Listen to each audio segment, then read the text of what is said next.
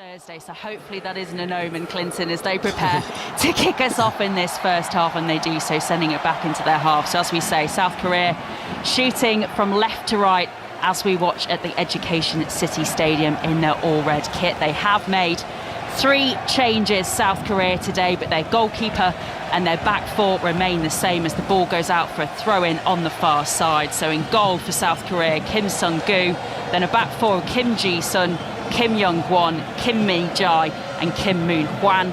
John Woo-young, who has been a mainstay really under Paolo Bentel, is in that holding midfield role as South Korea just prepared to take this throw-in on the far side midway through Ghana's half. The long throw into the box will go all the way out for a goal kick for Ghana. So in front of that holding midfield role for South Korea, it's a 4 of Son Heung-min, the captain, from the left, Jong Woo-young, who's one of the 3 changes today, Hwang In-bum, Hwan Chan-hoon, up front Cho Gu-sung, and worth mentioning that he is one of the players today on a yellow card. A reminder, if you get 2 yellow cards, they will be suspended for the final group game, which would be a blow for both sides. Ghana with the ball in their own half at the moment. They are shooting from right to left in this first half as we watch, as there's a foul there on RU, and it will be a free kick for Ghana just inside South Korea's half. Yeah, it's been a good start from Ghana. Cho Gu-sung up front, he's got an important part to play, because we saw Joe miss the opportunity last game, and it's a big game for him. He has to combine with Son, and he looked lively when he came on against Uruguay, really lively, held the ball up well, but they're going to have to find someone to score the goals. Inaki Williams there just trying to hassle press Kim Sung-gu as the South Korean keeper takes that kick out and sends his forwards on their way. Now it's on the left, just midway through Ghana's half. Tariq Lamptey there with some good mopping up work. And Tariq Lamptey, the Brighton man, is one of 3 changes again for Ghana today. Let's run you through their lineup as their keeper prepares to take this goal kick. Lawrence Ati-Ziggy's in goal. Then you've got the back 4 of Tariq Lamptey, one of their 3 changes from the Portugal defeat. Daniel Omarte, Mohamed Salisu and Gideon Mensah, the other change in defence for Ghana. Then the middle 3 is Thomas Partey, Salis Abdul Samid, Kudos, and then the front 3 of their captain Andre Ayew on the right, his brother Jordan Ayew on the left, and Inaki Williams through the middle. And Inaki Williams and Andre Ayew and Mohamed Kudos, all 3 of those players on yellow cards, Clinton, and those are absolutely players who are, well, pretty instrumental for this Ghana team. So an interesting subplot of this whole game today will be those guys trying to stay caution-free. Yeah, because you want them fit. If they get a result today, you'd want them fit for the Uruguay, because that is a grudge game. The Uruguay, all them players were wanting to play in that game. But first and foremost, they have to take care of business. And I think as a player, when you're on that pitch, Maj, you don't think about the yellow cards. You just concentrate on the here and now. But at the back of their minds, as the game goes further on, they'll be worried about getting that yellow card. Well, Kudos has just been brought down, so it will be a free kick for Ghana. Just on the right-hand side, about sort of 40 yards out in South Korea's half, as we can hear the noise and see the noise of the Ghana fans. Great support from all the African nations from their fans at this Qatar FIFA World Cup. And Jordan Ayew just standing with Kudos over this free kick. Kudos does take it though, sends the ball into the box. It's headed out by South Korea, who are all back defending that free kick. Ghana try to get it forward again, but South Korea gather and are now off on the counter. It's with Hwan Chang-hoon down on the right. He sends it through forward to Ji Woon-young, who tries to get the cross into the box. And now South Korea do. Cross from the right.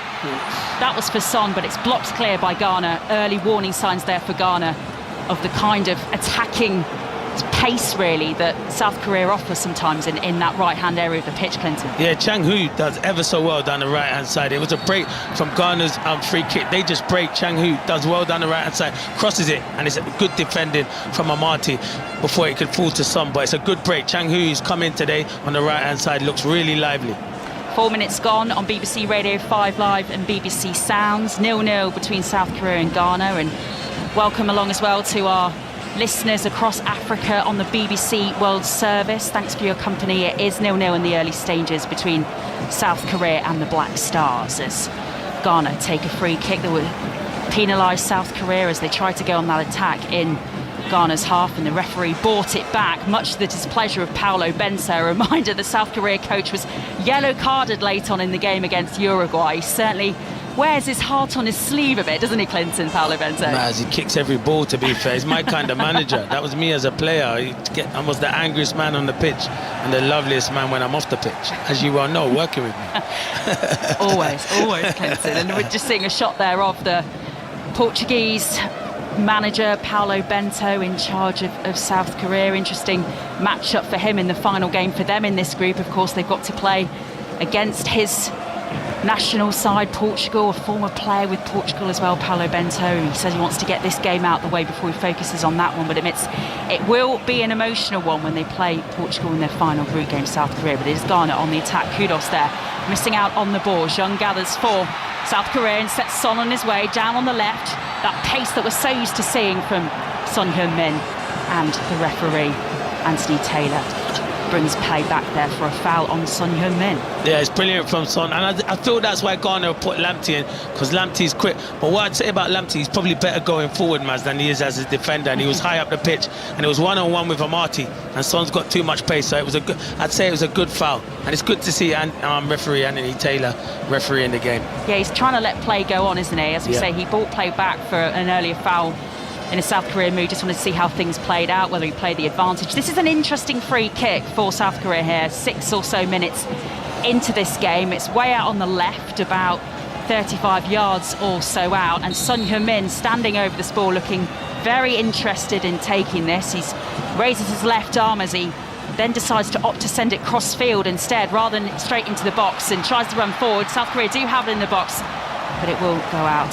And that was some good concentrated defensive work there from Ayew, really showing all of his experience for Ghana in the early stages. Yeah, it was a well-worked free kick, and it came to Kim Ji-sun on the left-hand side, and his touch, it was just too heavy, and Jordan Ayew done ever so well to get back, but good play from Son and Kim Ji-sun. So an opportunity for another set-piece attacking option here for South Korea. It's a corner from the left as they attack from left to right in this first half. 7 minutes gone here on BBC Radio 5 Live, BBC Sounds and the BBC World Service across Africa. Anthony Taylor just checking the physical aspect of the game in the box isn't going too far, as South Korea now have the ball at the edge of the D.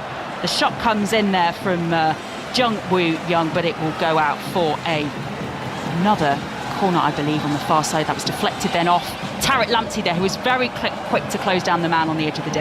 Yeah, Jung Woo-young done ever so well. He was on the edge of the box. His touch was brilliant. He's just about to bend that into the far corner, but credit Lamptey. It's brilliant defending. He throws his body on the line, and it's gone out for a corner. Yeah, real energy shown from the Brighton man in the early stages. One of the 3 changes brought in for Ghana today for all this game.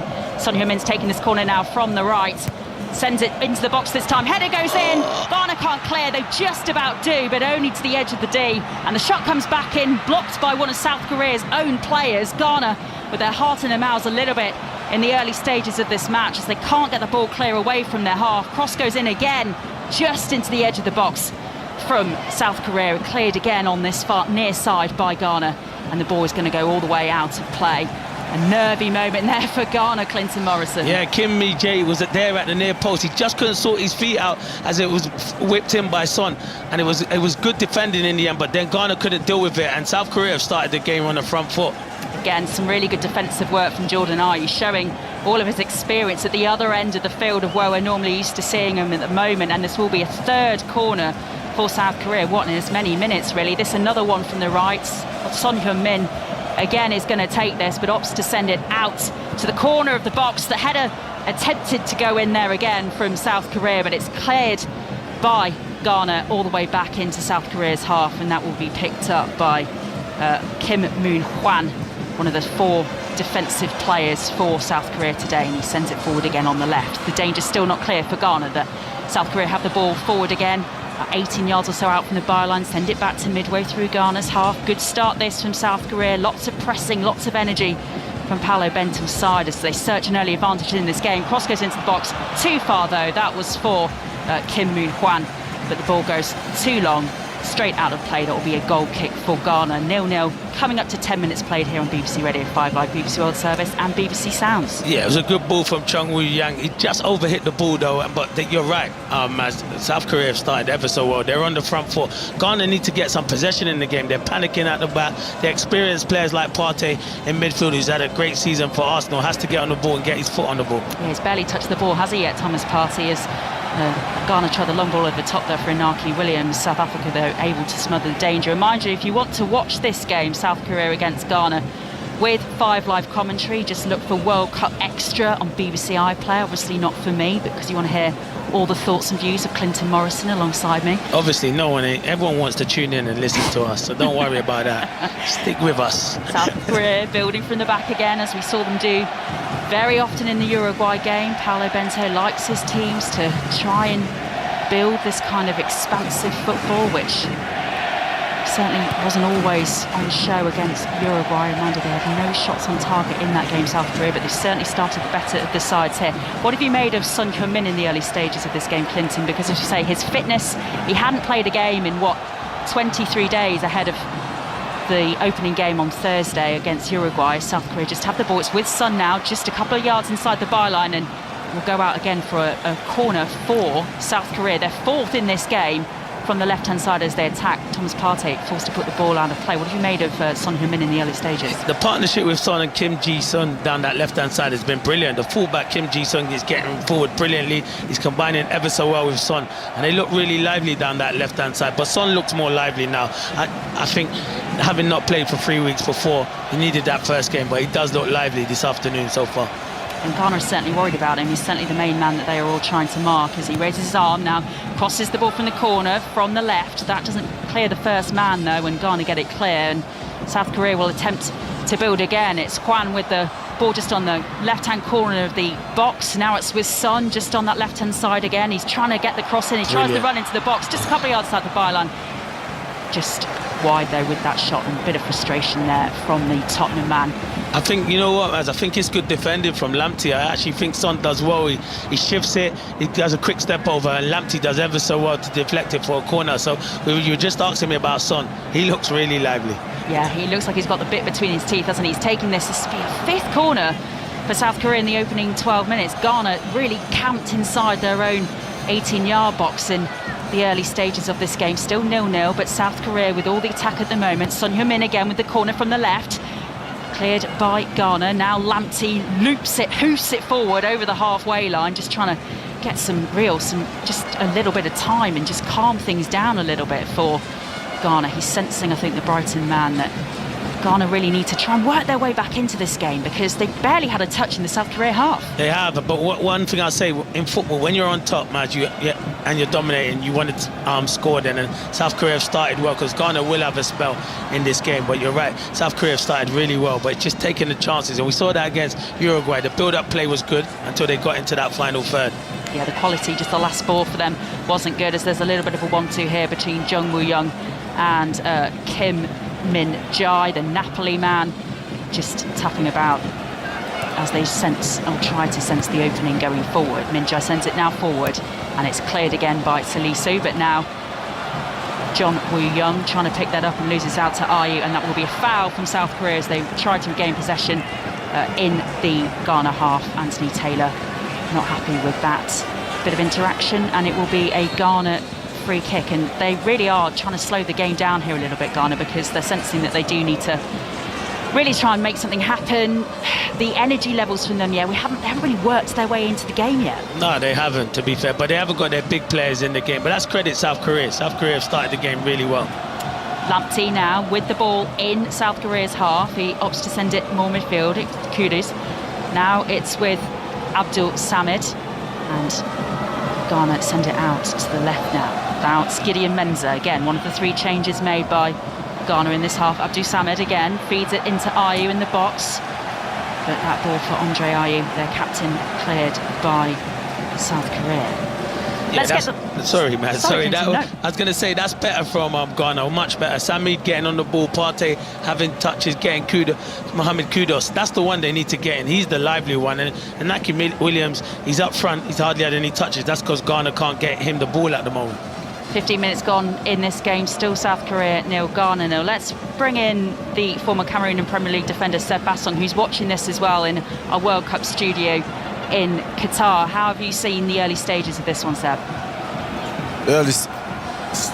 South Korea started really on the front foot, as I could have imagined. They wanted to put a lot of pressure on the Ghanaian defense, but I think from the first 15 minutes, Ghanaian the Ghanaian players reacted well. Now they're going to start to come out. So, yeah, the game goes as expected for me.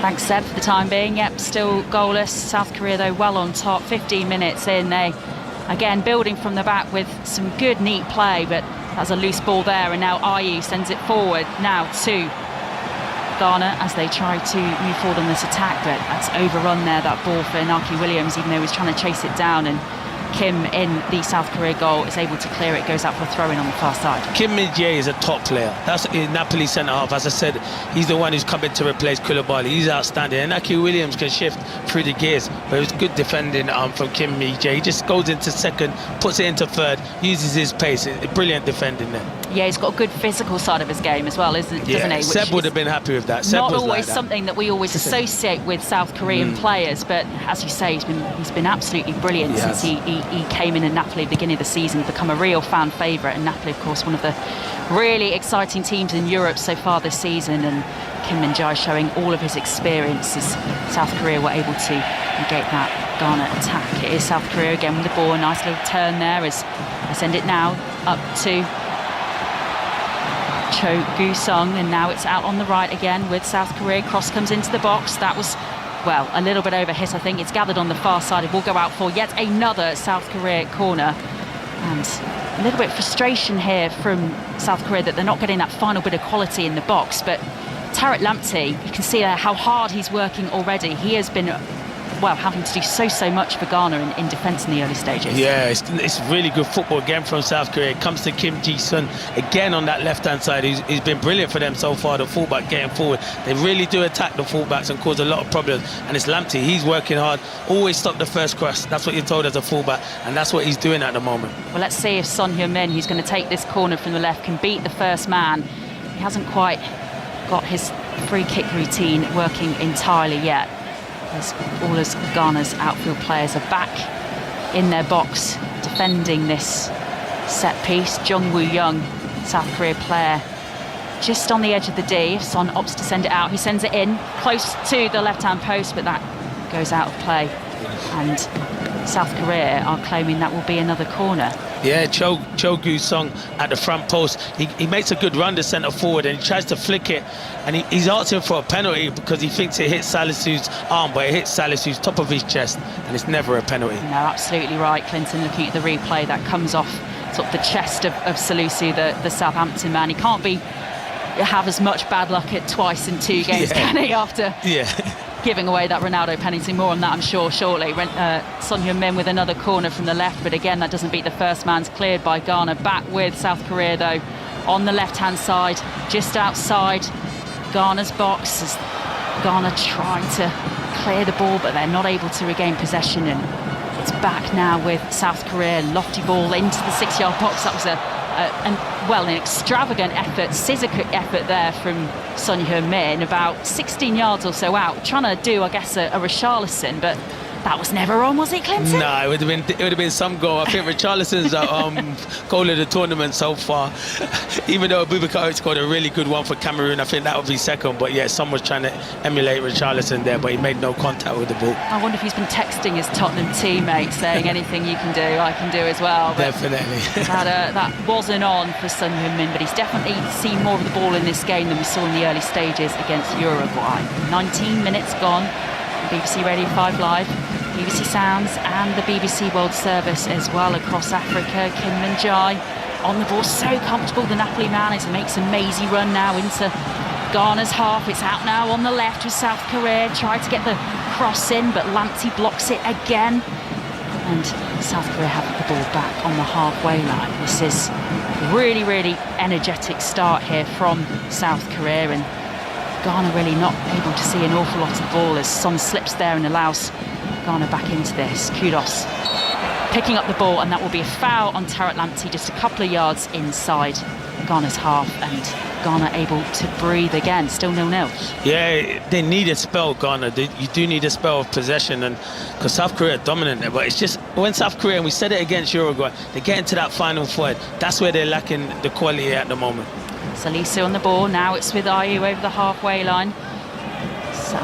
Ghana trying to Builds something from the back here. Amati, the Leicester man, opts to send it right now to Lamptey again. Lamptey, good bit of pace there, trying to beat Son. Does get the ball past him, but South Korea again with some good work and some good pressure. Regain possession. Good bit of loose play there though from South Korea.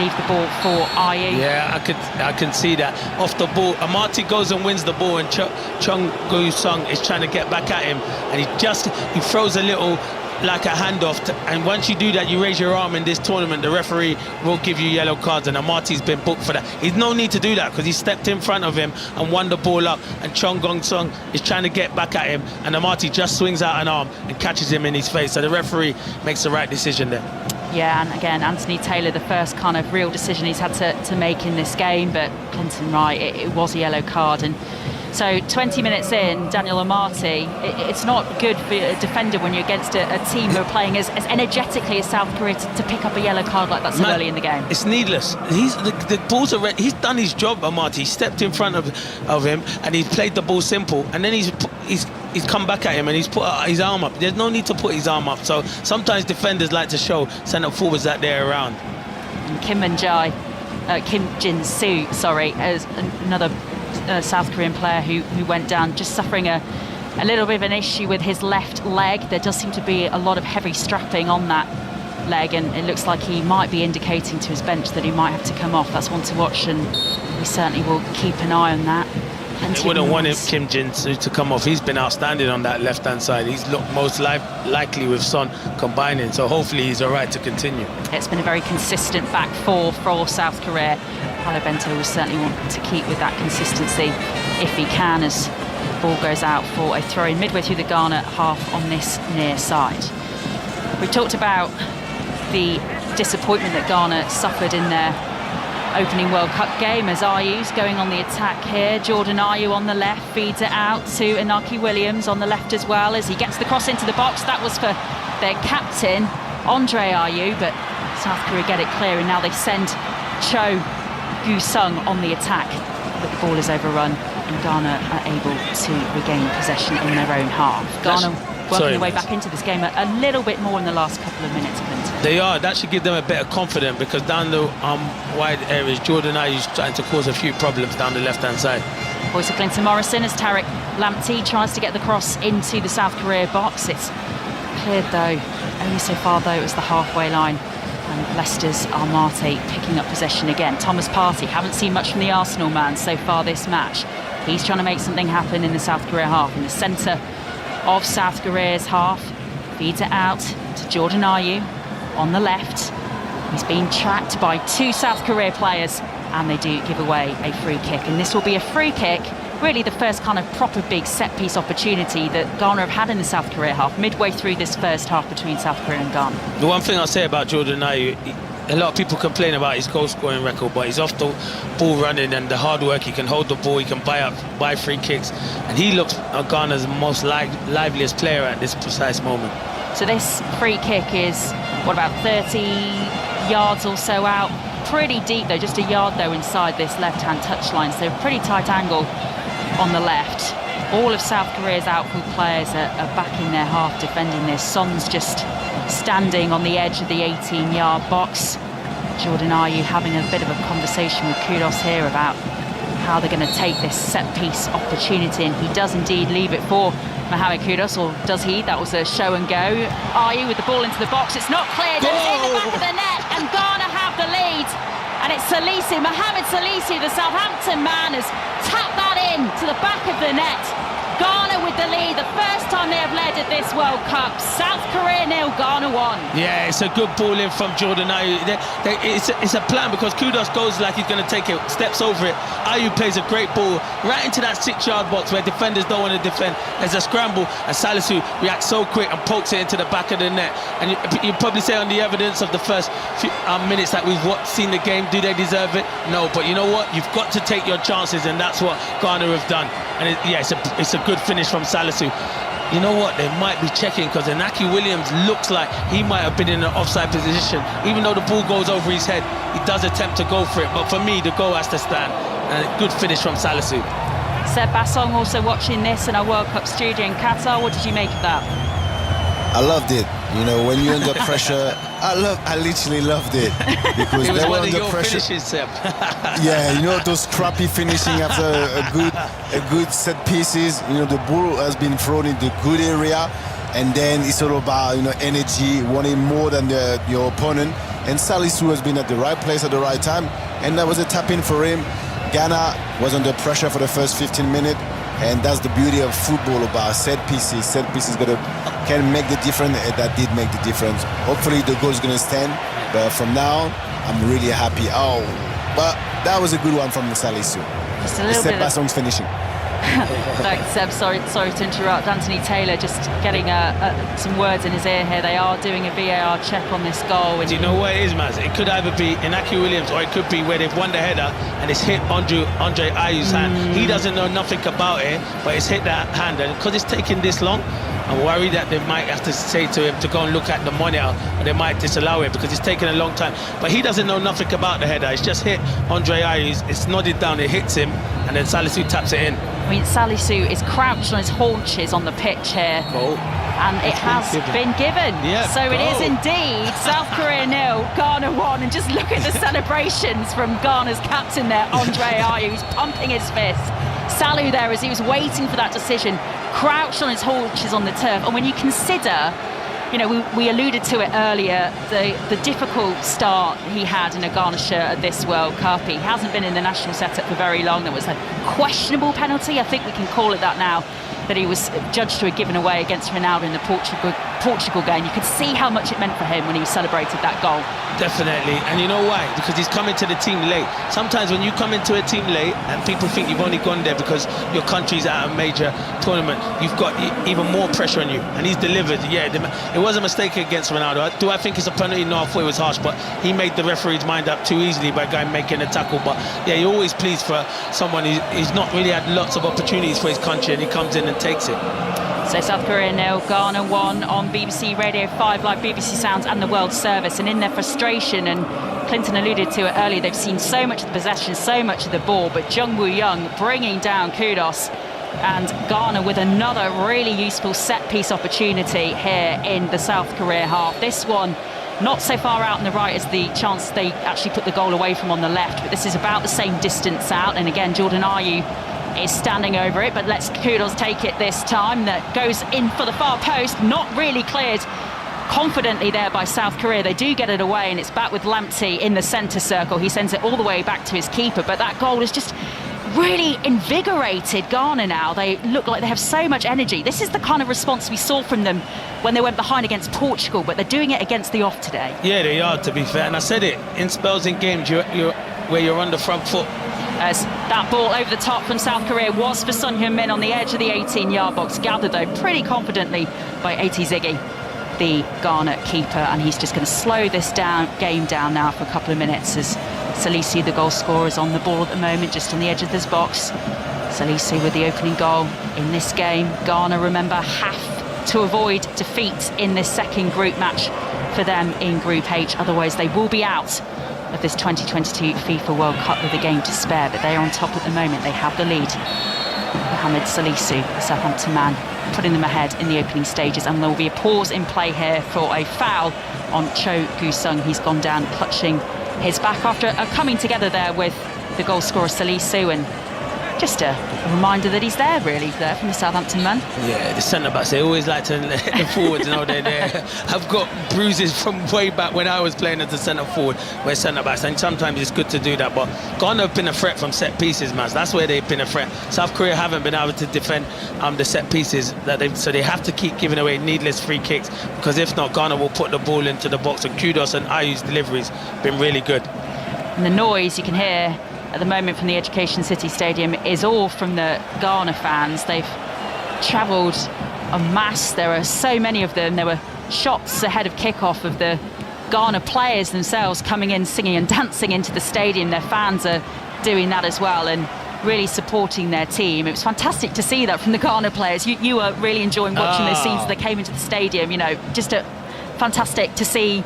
Obviously, this is a big game for them, but still really enjoying this World Cup experience as well. Yeah, Maz, I wanted to get involved. I wanted to go and get involved. I love doing a little two-step, and they were doing it. They were singing, dancing, and that's what you like. You're enjoying the World Cup. You bring the energy. It's brilliant. It was a brilliant from Ghana, and they always do that. Every tournament I've seen them at, they're always singing and dancing, and they do enjoy life, and that's what it's all about. Hwan In-beom sends the ball out to the left. South Korea a little bit shell-shocked and making a couple of mistakes now. Ghana certainly more confident, win the ball back midway through their own half. Andre Ayew sends it into the centre of the park to Thomas Partey. Working their way into this game a lot more now, Ghana, and really their first set-piece opportunity they took advantage of, whereas, as we said, South Korea with, 5 or 6 corners in the early stages, Clinton, and just not making the most at all of their opportunities, and Ghana goes straight down the other end. And you know, if you're a South Korea player at this moment, you're going to be hugely frustrated about letting that goal in the manner that they did. Yeah, you will be, because you're right, they've had a lot of corners, but they've not done nothing with them. Where they've had opportunities, Ghana defended it well, but the one time that Ghana do get in there, it's a bit of a scramble, but it's a good finish. They're first to the ball, and I did say it, you can dominate as much as you want, but if you don't have that quality, or you lack that creativity in the final third, that's where you struggle. And we've seen it with South Korea now, and like 1.5 games that we've watched so far, they struggle to really create and stuff. Half an hour gone in this Group H match. Ghana with the early advantage. Has the long ball over the top there. That's a lovely ball there for Williams on the edge of the South Korea box. South Korea players go back and try to regain possession, and in his eagerness to get the ball, Williams does give away a free kick, and that will be a free kick for South Korea in their own box. But Ghana with all of the energy and the pressing at the moment. South Korea in trouble. Yeah, they are. It's a good run from Inaki Williams. That's what you want your centre forward to do. He stretched him behind. Good ball from Amate. But Andre Ayew's going mad at him, saying you got to cut that back. There was space, but you got to credit Kim Ji-soo. He gets back and he wins the free kick. It was really good defending. Inaki Williams, another one of these players like Tariq Lamptey, like Mohamed Salisu, who haven't really been in the Ghana international setup very long. We heard from Chris Hughton ahead of kick-off, working with the Ghana national side now about identifying these players with dual heritage and convincing them to put on the shirt of Ghana and represent the team of their family ancestry, their family heritage. And again, Williams really showing his quality in the early stages of this World Cup, and a fantastic story as we were hearing from Guillaume Balaguer about his background and his family's history ahead of kick-off. And you know, it's great to see again him in a Ghana shirt and doing so well in the early stages of this game. Yeah, his family will be proud of Inaki Williams. He started the game well, and just to be here playing at a World Cup, it's every kid's dream, and it's probably something he's dreamt about. And I know for one, his grandfather will be really happy because he's the one who encouraged him to go and play for Ghana. And Ghana with Mensah on the left, midway through South Korea's half. Now it's back with Andre Ayew. 33 minutes gone on BBC Radio 5 Live, BBC Sounds and the BBC World Service. Ghana in the lead, in possession, full of confidence at the moment. It was a wobbly start. South Korea started really well, but Ghana have really grown into this game and really looking full of confidence now. Salisu sends it right to Amate on a yellow card, the Leicester City man, probably the only blip for Ghana in these early stages after weathering the South Korea storm, and they are happy to just try and build from the back here. Gideon Mensah with the ball forward there for Williams. Does well. And good bit of work there from Ghana to kind of ride over the South Korea challenges and all those kind of 50-50 things going their way at the moment. Yeah, one thing with a centre forward, you need him to run the channels and hold it up when you're playing there by yourself. And Inaki Williams has started the game really well doing that for Ghana. Partey on the ball at the moment, midway through South Korea's half. All of South Korea's players back, outfield players in their half. Gideon Mensah, now Jordan Ayew. Ball to the edge of the 60-yard box, and it's in! And a brilliant second for Ghana. Mohamed Kudus getting on the end of that lovely ball from Jordan Ayew. And what a start for Ghana. South Korea 0, Ghana 2. It's a brilliant ball from Jordan Ayew. You can't give players of that quality that much time and space. And South Korea have struggled to defend crosses into the box. He gets half a yard, Ayew, and he whips it in. And Kudos just gets the faintest of touches. Even if he doesn't get a touch, I think it could go straight in. But it's good play on the left-hand side. Fantastic ball in from Jordan Ayew. And he's onside watching the replay. Mohamed Kudos. And it's a deft of little header into that bottom corner. Fantastic goal from Ghana there. He times his run so well. He is definitely onside. Yeah. There will be no conversations between Anthony Taylor and the VAR officials about that one. A brilliant second goal for Ghana. Seb Bassong, you must have loved that. Yeah, I love that. I love it's a great ball. The great whipping in the middle of the box, and the finishing is clinical. And that shows you that when you manage your time well, you know, you let the storm goes for the first 15 minutes, then you score a goal, then you got a momentum and you can build on it. And that's what Ghana did, and they did ever so well. Seb Bassong, love that. Kudos, love that one. Otto Addo as well, the Ghana head coach on the touchline, absolutely love that one as well. We've already had a fantastic couple of goals from one African team already this Monday. Cameroon's come back against Serbia to draw 3-3 in the opening game of that group today, second round of fixtures. And we've had a brilliant couple of minutes, couple of goals from another African team here in this match as well. Ghana with a 2-0 lead with 10 minutes to go to half-time. They have really made the most of their opportunities, and South Korea here in all sorts of prother. As Ghana go in the attack again, it's the goal scorer, Kudos, with the run forward. Now they're midway through South Korea's half. The ball slightly behind Jordan Ayew, but he picks it up. He's not really challenged. A nice little back heel out to Gideon Mensah on the left, and these two looking full of confidence. He sends it back to the centre circle now. It's with Salisu, the scorer of Ghana's first, now out on the right to Amate, and that ball is fed through very nicely to Tariq Lamptey. The cross from the right, that is for Inaki Williams, and they're forced back, Ghana, but not all the way out of South Korea's half, and South Korea can't see any of the ball at the moment. Mensah again calling for it on this side. He's got lots of time. These players are not getting challenged at all. Abdul Samid now it's with Salisu, and Kudos sends it forward again. Now it's out on the right. Ghana building again. Tariq Lamptey with the cross into the box, headed clear by Kim Min-jae. Only so far though as Ghana again, and good bit of work from Salisu as he tries to regain possession. It will be a throw in just a couple of yards inside the South Korea half, and it's an inside touchline for Ghana. Clinton Morrison. Yeah, they're dominating. I keep saying to it, and people might think I'm going on and on. South Korea, when you're on top, you have to take your chances. They didn't take their chances. When Ghana are on top, they've been clinical, and that's why they're winning this game 2-0, and they're having a spell. They're dominating possession. Everyone wants the ball, and they're confident at the moment. So Paulo Bento's halftime team talk, he want to get his team in, try and make maybe a few changes or tactical changes, because they're getting dominated at the moment. And they are in the attack here. It's Son Heung-min running onto the ball in the D, can't get the shot away. 3, 4, 5 Ghana players surrounding him now. He sends it back, the shot comes in over the crossbar. That was from Kwang Chan-hoon, who took the shot on, but the move was offside, so it wouldn't have counted anyway, but the Ghana keeper wasn't to know that, and that's probably, given the last 15 minutes or so that they've endured, South Korea, their best opportunity, although the replays here just showing that Son Heung-min, before he tried to take the shot on at the edge of the D, was in a marginally offside position, and in the end it wouldn't have counted even if the ball had found the back of the net. So Ghana pretty happy with their performance in the last 15 minutes or so, very happy indeed. Otto Addo, their coach, looking delighted on the touchline. The fans in the stands as well, all singing, dancing, banging their drums. Ghana with a 2-0 lead over South Korea here, and given as well how unlucky they were against Portugal, their manager will be delighted with the start his players have made there. Though there was a little bit of an optimistic long ball forward there that's easily gathered by Kim Sung-gu, the Korean goalkeeper. Maz, you and Ellen were worried when I was going to say about the goals, wasn't you? I always get goals. That was a one-off, that South Korea-Uruguay. I knew we were going to get goals in this game, so I can say that now because we've got goals. But next time I will never say when we're on air that there's going to be goals, because I put my mouth on it last time.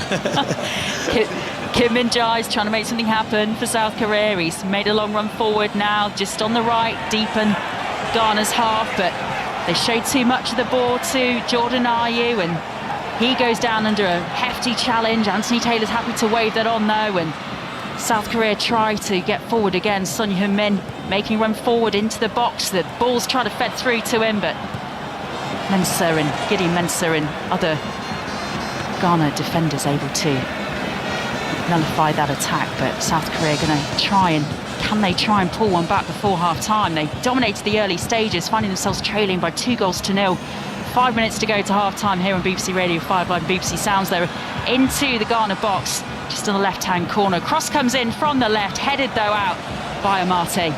And South Korea, Jung Woo-young, is going to try and feed it in again down the left-hand side. South Korea looking, well, as we say, the word I'm using is shell-shocked, but they do. They dominated so much in the early stages here, and 5 minutes to go to half-time, finding themselves trailing by 2-0. They look like as well like they aren't really sure how to find a way back into this at the moment. Lots of possession in Ghana's half here, Clinton, but not really doing an awful lot with it. I've watched them now twice, and their build-up play is brilliant. Everyone wants the ball, they want to get on it, neat and tidy. You've got to have that cutting edge. Football's not about possession, and then you just play out a 0-0. Because eventually you do concede like they've done today. They've got to have that cutting edge up front. Voice of Clinton Morrison watching this alongside me here as South Korea out of ideas, pretty much summed up in that move. Try long ball forward and it goes straight out for a goal kick, as we're just looking at replays here of the cross in from Jordan Ayew for Ghana's second goal. He certainly is onside, and we were talking about him in the build-up, Jordan Ayew. You know, you were saying, Clinton, you know him very well from your Palace days, that he's not necessarily always the man who scores a lot of goals, but his experience today, he's really justified his selection in his starting place today. Definitely, he's hard-working. He manipulates the ball ever so well. I'll be honest with you. You see, when the team sheet came out against Portugal, I can tell you for a fact Jordan Ayew would not have been happy. He's never happy when he's on the bench for Palace or gets substituted, and he would have been happy in the Portugal game. So when the manager put him back in today, he would have had a point to prove, and he's had 2 assists. So he said to the manager, "That's what I can do." Yeah, Otto Addo going with a much more attacking formation from his team today, more of a 4-3-3, because he knows he really needs. Well, his side do have to get something out of the game today, or they will be out of this World Cup, and they are leading by 2-0. We just had a break in play, an injury to the jaw there for Jung Woo-young, the holding midfielder for South Korea, and he's on the ball at the moment, happily back to his feet. South Korea with the ball in possession, just a couple of yards inside Ghana's half. Send the ball out on the right. Now that's headed clear again by Salisu. Andre Ayew, that was heading clear again as well. Now it's picked up by Kudos, scorer of Ghana's second goal. Sends it out to Lamptey on the right-hand side. Lamptey's had a brilliant first 45, hasn't he, Clinton? Yeah, he has. You always want to see Lamptey doing well, because he's had so many bad injuries, obviously, at Brighton, but he's a star.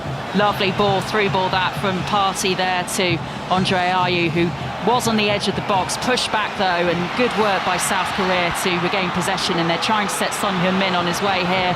3 minutes to go till half-time here on BBC Radio 5 Live, BBC Sounds and the BBC World Service across Africa, and Ghana are not able to prevent that going out for a throw-in on the far side. It's, what, kind of 12 yards or so out from the byline on the far side. South Korea are going to try and take this, and maybe we need a long ball into the box here, because they really need to try and create something before half-time. No, and what Son's doing is Lamptey's going forward and Son's cheating and staying up, but the recovery run from Kudos and Lamptey there to help Amate, because Son in a one-on-one position can beat Amate. He's done it many a times, but Amate stood up ever so well, and he can't obviously make a tackle, one bad tackle, because he'll get his second yellow card of the game. So the recovery runs from Ghana have been excellent in this first half as well. Yeah, as Clinton says, Amate is on a yellow card, the only blip really for Ghana in this first half. South Korea did take the throw in on the far side, but they sent it all the way back into the midfield to Kim Min-jae, and then it went kind of all the way across this side to the right and now back to the left, so not really doing an awful lot with it, even though they do have the possession in Ghana's half. As we've alluded to already several times in this match, they're not able to really get that incisive ball forward into the box, as it's with Jung Woo-young on the far side. He loses out though again to Tariq Lamptey, who's been brilliant down that right side of play for Ghana in the first half, although a little bit overconfident there from the Brighton man. and South Korea just able to regain possession. Now it's with Kim Ji-sun again and Kim Min-jae in the centre of South Korea's, Ghana's half rather. Can South Korea find one goal back in this first half? The header goes in, it's cleared though by Ghana. Party there able to regain possession and sends it forward to Andre Ayew, and it's picked up though again by South Korea, but I think Ghana are pretty happy to see them play the ball in these kind of areas because they're not able to make lots happen at the moment, South Korea. Can Son Heung-min change that? Now it's out on the right-hand corner of the 18-yard box. Cross comes in from the left from South Korea. One of the that's Cho Gu-sung who slips over there, their target man, South Korea. But they do regain possession on the far side, and it's with Jung Woo-young sends it in, but that was well wide. And that will be a Ghana goal kick. Yeah, it's good. Ju Woo-young, he does well. He moves the ball inside, and you're thinking he's trying to bend it into that far corner. It's like a cross-come shot, but it's well wide, and Ziggy had it well covered. But you're thinking they just need to get in at half-time. And Paulo Bento has to have a word, maybe make some changes, because they need to score. As I say, I think going into that last game against Portugal is going to be a difficult game for them, so they need to take something from this game, South Korea. The officials have just indicated that we will have a minimum of 5 minutes of stoppage time at the end of this first half, so we are into that, about 30 seconds into the 46th minute, as Ghana keeper in no rush to take this goal kick, but it's been a brilliant first 45 really. Well, first 25 minutes or so really, the second 25 minutes or so rather I should say, of this first half from Ghana. How impressed have you been about the way they turned it around really after the early stages? Yeah, they've been good. I look at this like the first game, but it took 45 minutes for Ghana to get going. This time it took them after 20 minutes, and they've been the better team after that. So they've got a lot of experience, and the one thing with Ghana, they've got goals in their team. The attacking players all have goals. I know Salisu scored, but and then Mohamed Kudus, one of the attacking players, they've got goals in their team, and they'll always. And that's I think the difference between the two teams is Ghana look a threat when they get into that final third, where South Korea don't. The passing is neat and tidy, and that's the difference between the two teams in this half. Mensah's taking a throw in for Ghana just midway through South Korea's half on this near side touchline. That was for Jordan Ayew. It goes out for, will that be a corner or a throw-in? Looks like might be a throw-in. But there was a great stat there as well. Ghana with 2 attempts on goal, 2 shots on target, 2 goals. South Korea with 5 attempts on goal, no shots on target. So that just really sums up how frustrating this first half has been for South Korea. It is indeed a corner. My apologies. It's going to be taken from Ghana from the left as they attack from right to left in this first half. Jordan Ayew, who's obviously created some great moments for Ghana in this first half, is going to take this from the left.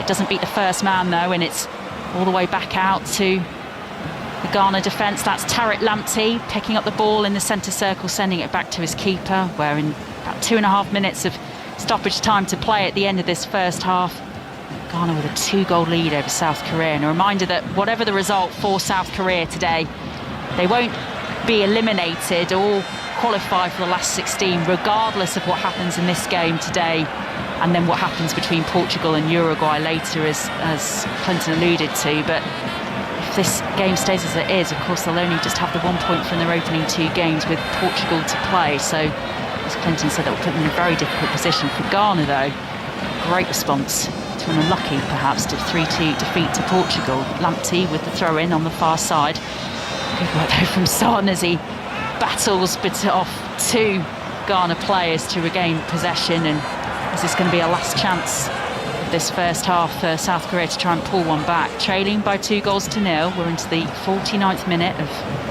5 minutes at the end of this first half. Good pressing from Ghana sends South Korea all the way back to the halfway line, and Jung Woo-young sends it right this time. That's Kim Moon-hwan, edge of the area now, brought down, but that was a fair challenge, says the referee Anthony Taylor, and the ball is into the grateful hands of Ati Ziggy, the Ghana keeper. And very, very happy Ghana 11 out there at the moment. See Chang Hoon there, it comes into him, and that's what you want when you're an attacking player. That's where you've got to be reliable, man. It bounces off him too, and that's been the difference between the 2 teams in the final third, and Aki Williams has held it up. Here we go, Williams trying to get on the end of a ball into box here, did manage to hold it up, but Good experience work there from the man you've already mentioned in this half, in that South Korea defence, Kim Min-jae, to make sure that chance came to nothing. And that's the disappointment. It's one clearance, but Inaki Williams turns it into a good ball, wins inside the corner, and Kim Min-jae has to come over and do the defending, which was good. But Inaki Williams wants to run in behind, and he's a threat, and he's causing problems. And this is really a good time for Ghana to have another set-piece opportunity. This is going to be another corner from the left. Jordan Ayew's going to take it into the last 30 seconds of this first half. It comes off the woodwork. I'm not sure if that was Thomas Partey's header that headed it onto the crossbar, if it was straight from the corner, but that looked mighty close. Let's just have another look here. It was Partey getting on the end of that, and he was close. Shot not in the end on target. I think it was a player that rattled against the post that got me all excited there, Clinton, but still a close chance for Ghana to get a third. Yeah, you are. Kim Sung-gu, the goalkeeper, did ever so well, and he played it again. He came and punched, and then it hit Partey and went over the bar, but it's another good ball in from Jordan Ayew. We are now into, there we are, I was going to say the last couple of seconds of this first half, and it is indeed now half-time. South Korea 0, Ghana 2. Really, really good performance from Ghana to wrestle back control in this game. South Korea with all the chances in the early stages, 5 corners. They had 5 set-piece opportunities, couldn't make the most of them, and then Mohamed Salisu with the opening goal for Ghana, then Mohamed Kudus with the second as well. The Ajax man in brilliant form so far, and as the Ghana players gather in a huddle on the pitch just to reflect amongst themselves before they go into the dressing room, Clinton Morrison, they will be a very happy bunch right now. Yeah, they won't be probably happy with the first 20 minutes, but the half's been outstanding. They go in 2-0 up, and they've been on the front foot. I think Jordan Ayew and Inaki Williams have been good. Mohamed Kudus, Andre Ayew's got into pockets, and they defended well. When the balls had to come into their box, they defended well. It's a big half-time team talk now for Paulo Benta for South Korea, because Son looked like, when he was walking off, really frustrated. He needs to galvanise his team, but brilliant half for Ghana so far. Ghana knew they had to get something out of this game today, or they will be out of this World Cup. Well, they're more than doing it at the moment. At half-time, Emma, South Korea 0, Ghana 2.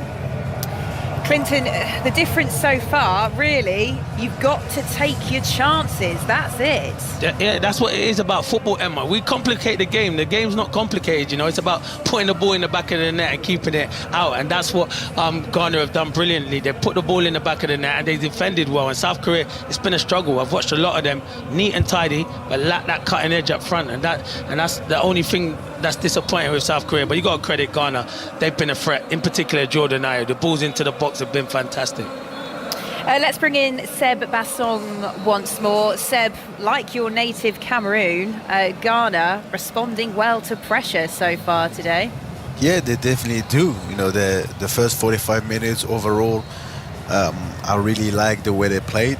You know, it's all about being efficient and clinical into 2 boxes. Your box is defending, and they've been defending ever so well, defending for their life, putting their body in front of the ball. And on the other boxes, attacking boxes, they've been so threatening. Jordan Ayew put some great balls in, and they had two attempts on target, 2 goals, very efficient. That's what they were lacking in the last game, a bit of energy. So I'm really pleased about their performances. They managed the time, they managed the momentum, so it's not a surprise that they're 2-0 up at halftime. We spoke about Pablo Bento, the South Korean manager, before kick-off. I don't feel pressure. I never did, and I never will, he said.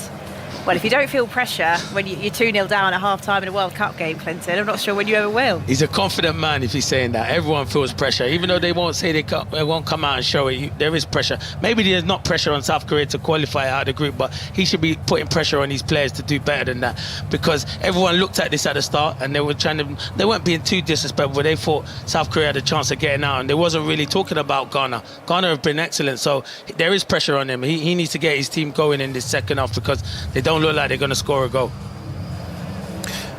I can understand what the South Korean manager is saying by the fact that he doesn't feel pressure, because psychologically, when you say that you feel pressure, it's a negative feeling. You rather say that you feel excited. He does the same thing to your body. Your dry is still mouth, your heart is still beating, but it doesn't send the same information to your brain. So when somebody says, I never feel pressure, I never felt pressure, it's just It's not that the fact he's overconfident, but he's just trying to handle his emotion as much as possible. So I wouldn't even be surprised if he comes out and says, I'm very excited. That's kind of the same thing, but that doesn't do the same to the brain. I was going to say, surely at this point, though, you kind of need the stress, the adrenaline to kick in this South Korean side, don't you? Because it's not working for them so far, this calm, considered approach, is it? Yeah, now they're going to have to work with a sense of urgency.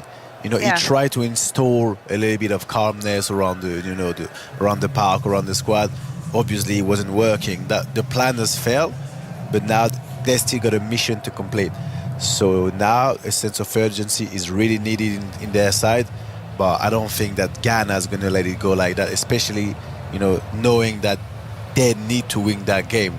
Now they have a psychological advantage. Obviously, they got on the board, on score sheet, they got an advantage as well, but the confidence is on their side.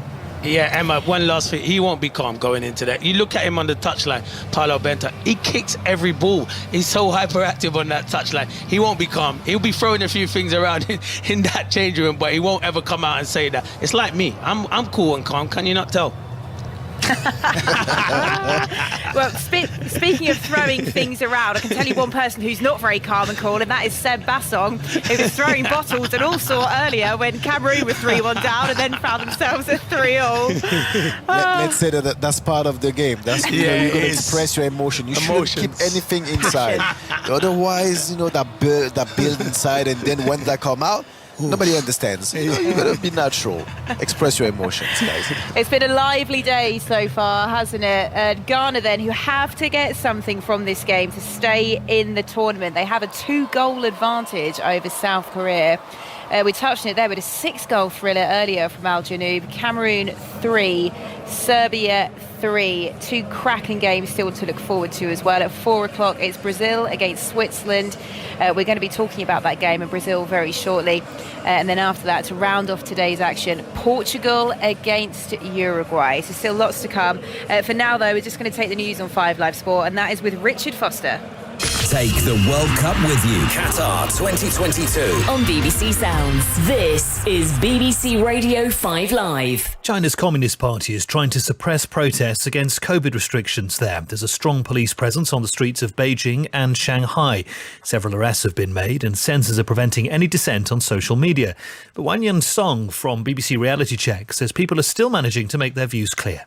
They are trying to be creative to get away with the censorship. For example, they have been sharing posts just as yes, yes, yes, or sharing some messages just as okay, okay, okay, to make sure that they are expressing their anger. They felt that even without saying anything, people understood what they are trying to say. Police have dismantled what they describe as a drug super cartel behind around a third of Europe's cocaine trade. Nearly 50 arrests have been made in Spain, France, Belgium and the Netherlands. More than 30 tons of drugs have been seized. People in Bridgend have been asked not to speculate about the discovery of 2 babies found dead in the town.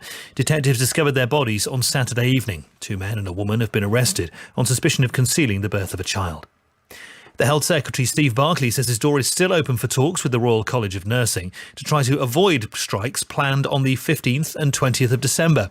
Plans are underway to minimise the impact on patients in England, Wales and Northern Ireland, but he's denied reports that the armed forces have been asked to help.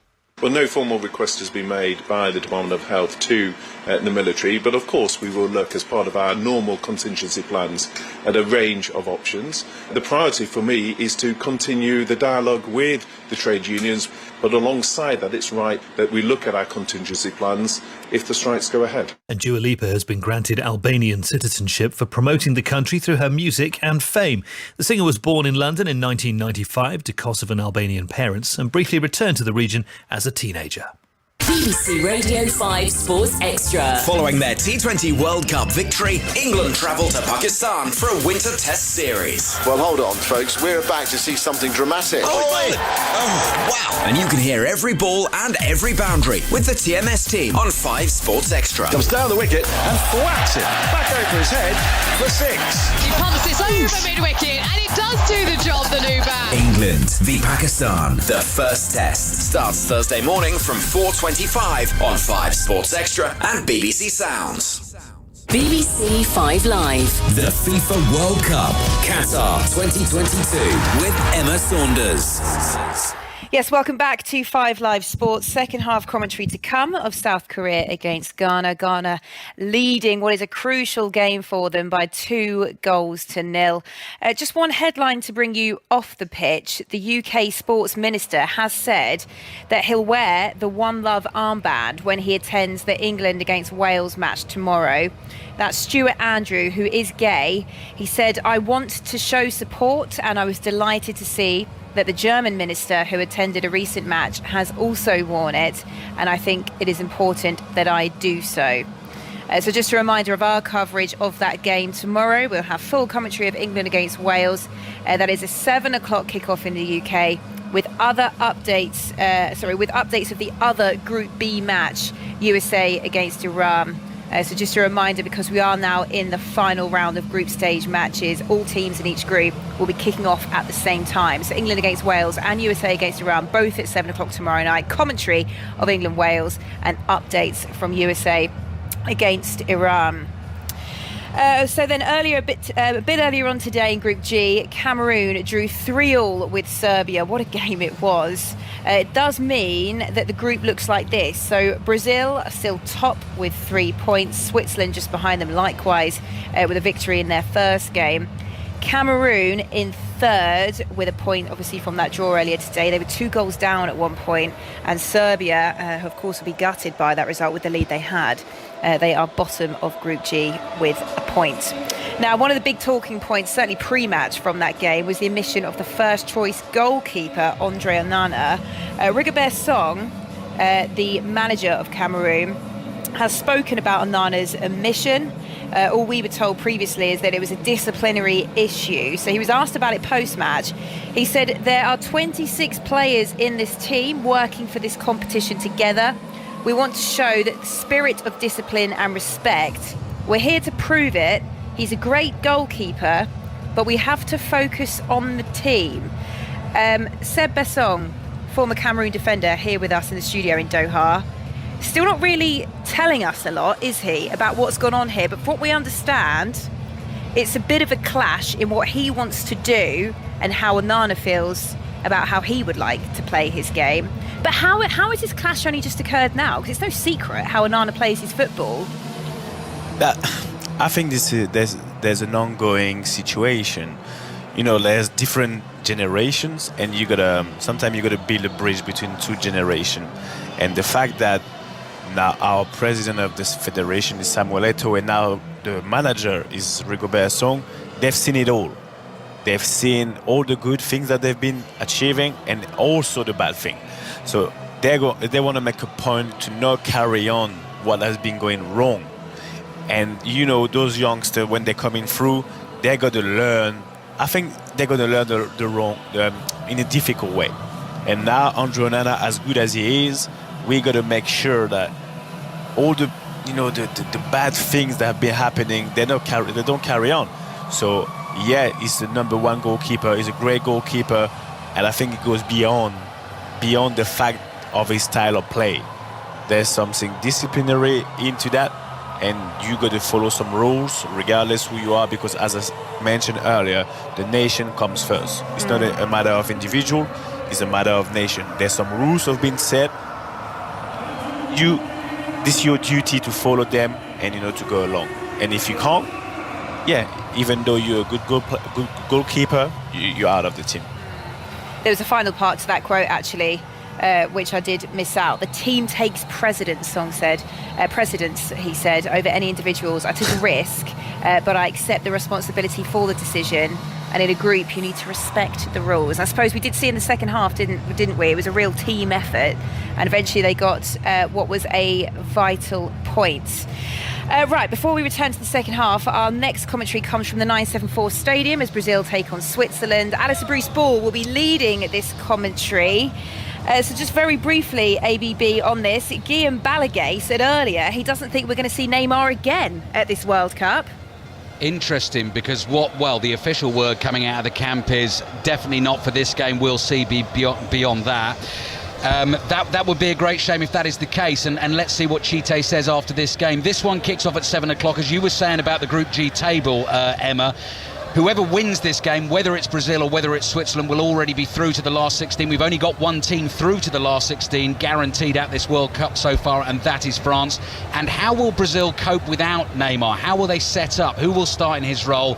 And as usual, Emma, at this stadium, the usual Brazilian buzz. Media centre is packed. All those Brazilian journalists doing their pieces to camera outside the stadium.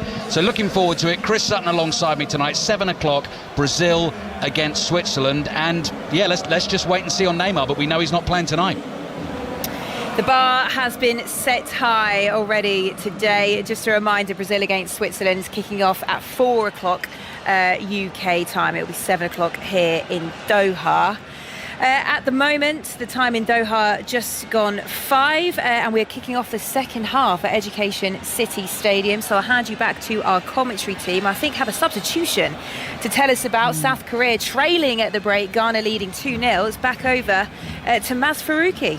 Thank you, Emma. Yep, Ghana with a 2-goal lead at half-time over South Korea in this game, and Ghana are going to get us underway in this second half. Captain Andre Ayew just standing over the ball in the centre circle at the moment. South Korea have indeed made one change, as we are indeed underway at the start of the second half at half-time, South Korea. So I run you through the two teams and that change for South Korea in the next couple of minutes, as Ghana lose out on possession of the ball, and South Korea will try the long ball cross field as they attack from right to left in this first half. There's a coming together at the edge of the Ghana box, and the referee, remember, who is Premier League referee Anthony Taylor, gives a free kick for Ghana just outside their 18-yard box. So let's start with South Korea, as I say, attacking from right to left in this second half as we watch at the Education City Stadium, all in their away sort of red kit with the black trim, the black numbers on the back. They are set up in a 4-1-4-1 formation, but they have made a change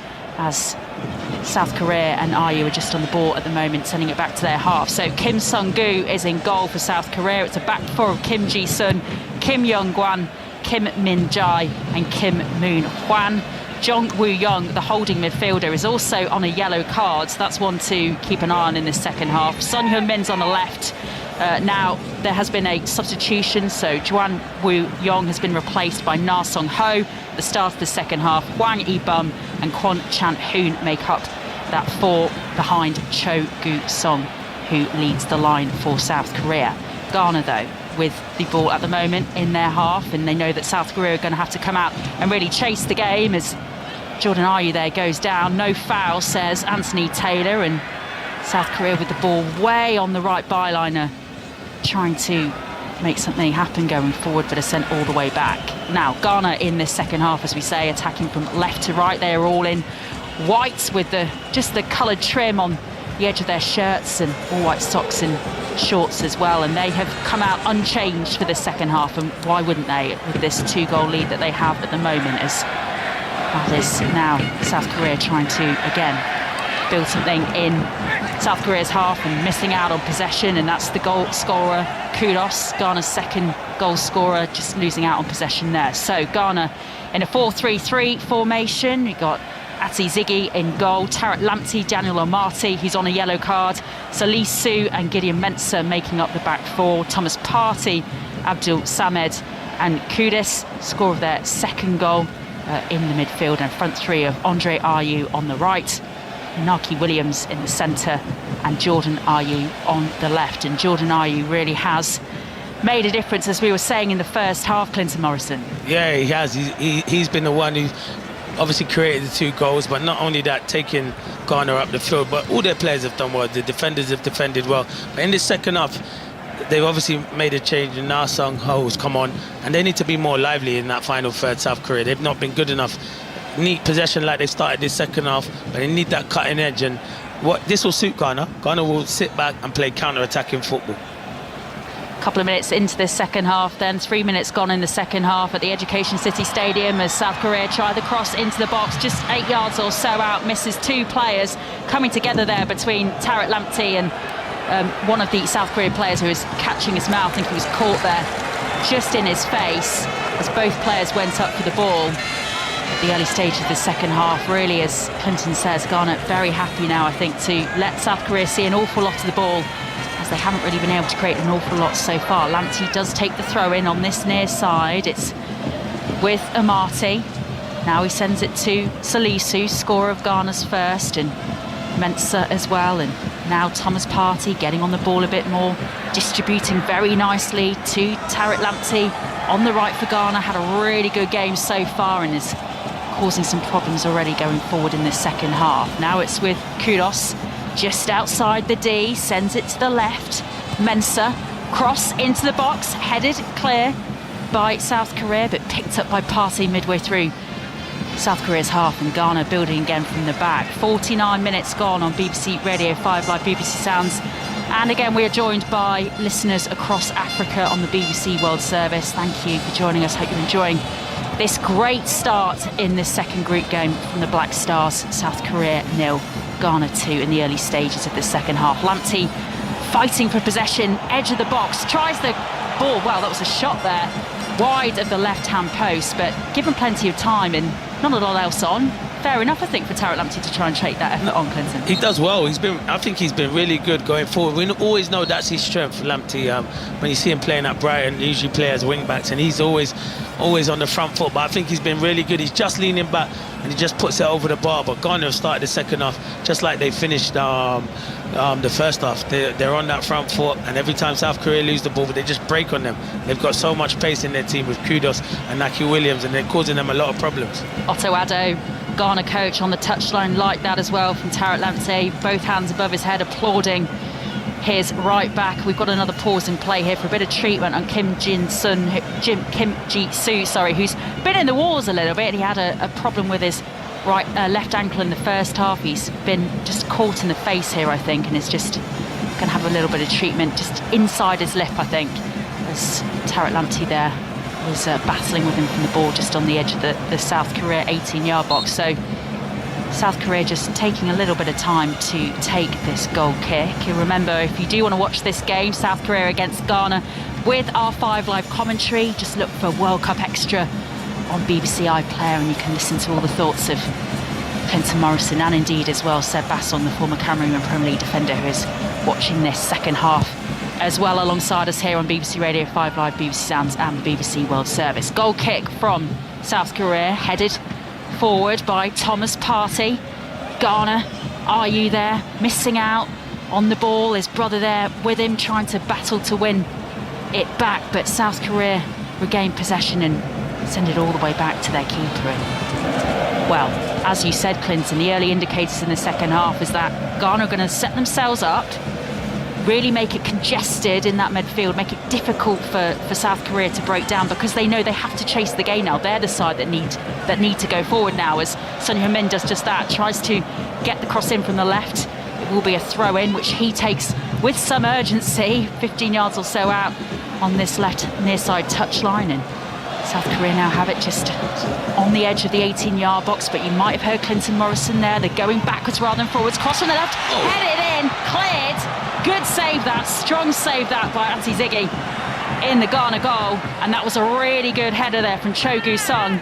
But it was in a pretty central area, admittedly quite straight at Ati Ziggy, but the Ghana keeper with strong hands there to palm that one to safety. It's a great header from Cho Gu-sung. He's going away from ball. The ball in from Kim Ji-soo is a brilliant ball, and he's going away from goal and he's going in, but Ati's in the right place and he gets a good hand and it's a good save. But that's better from South Korea. That will give them confidence. It's their first shot on target, or first attempt on target, I think, in the 2 games that we've watched so far. So give them confidence going forward. And I've always said down that left-hand side, Kim Ji-soo and Son, they're causing a lot of problems. My maths isn't very good, Clinton. What's 53 plus whatever stoppage time plus the 90 whatever had we've had to wait you're for asking me a about shot maths. on target. I haven't got a clue about from maths. South Korea at this World Cup, but that's how long we've had to wait. So a good bit of play there from South Korea, but long overdue, some might say, as they really have to work their way back into this game, trailing as they do by 2-0.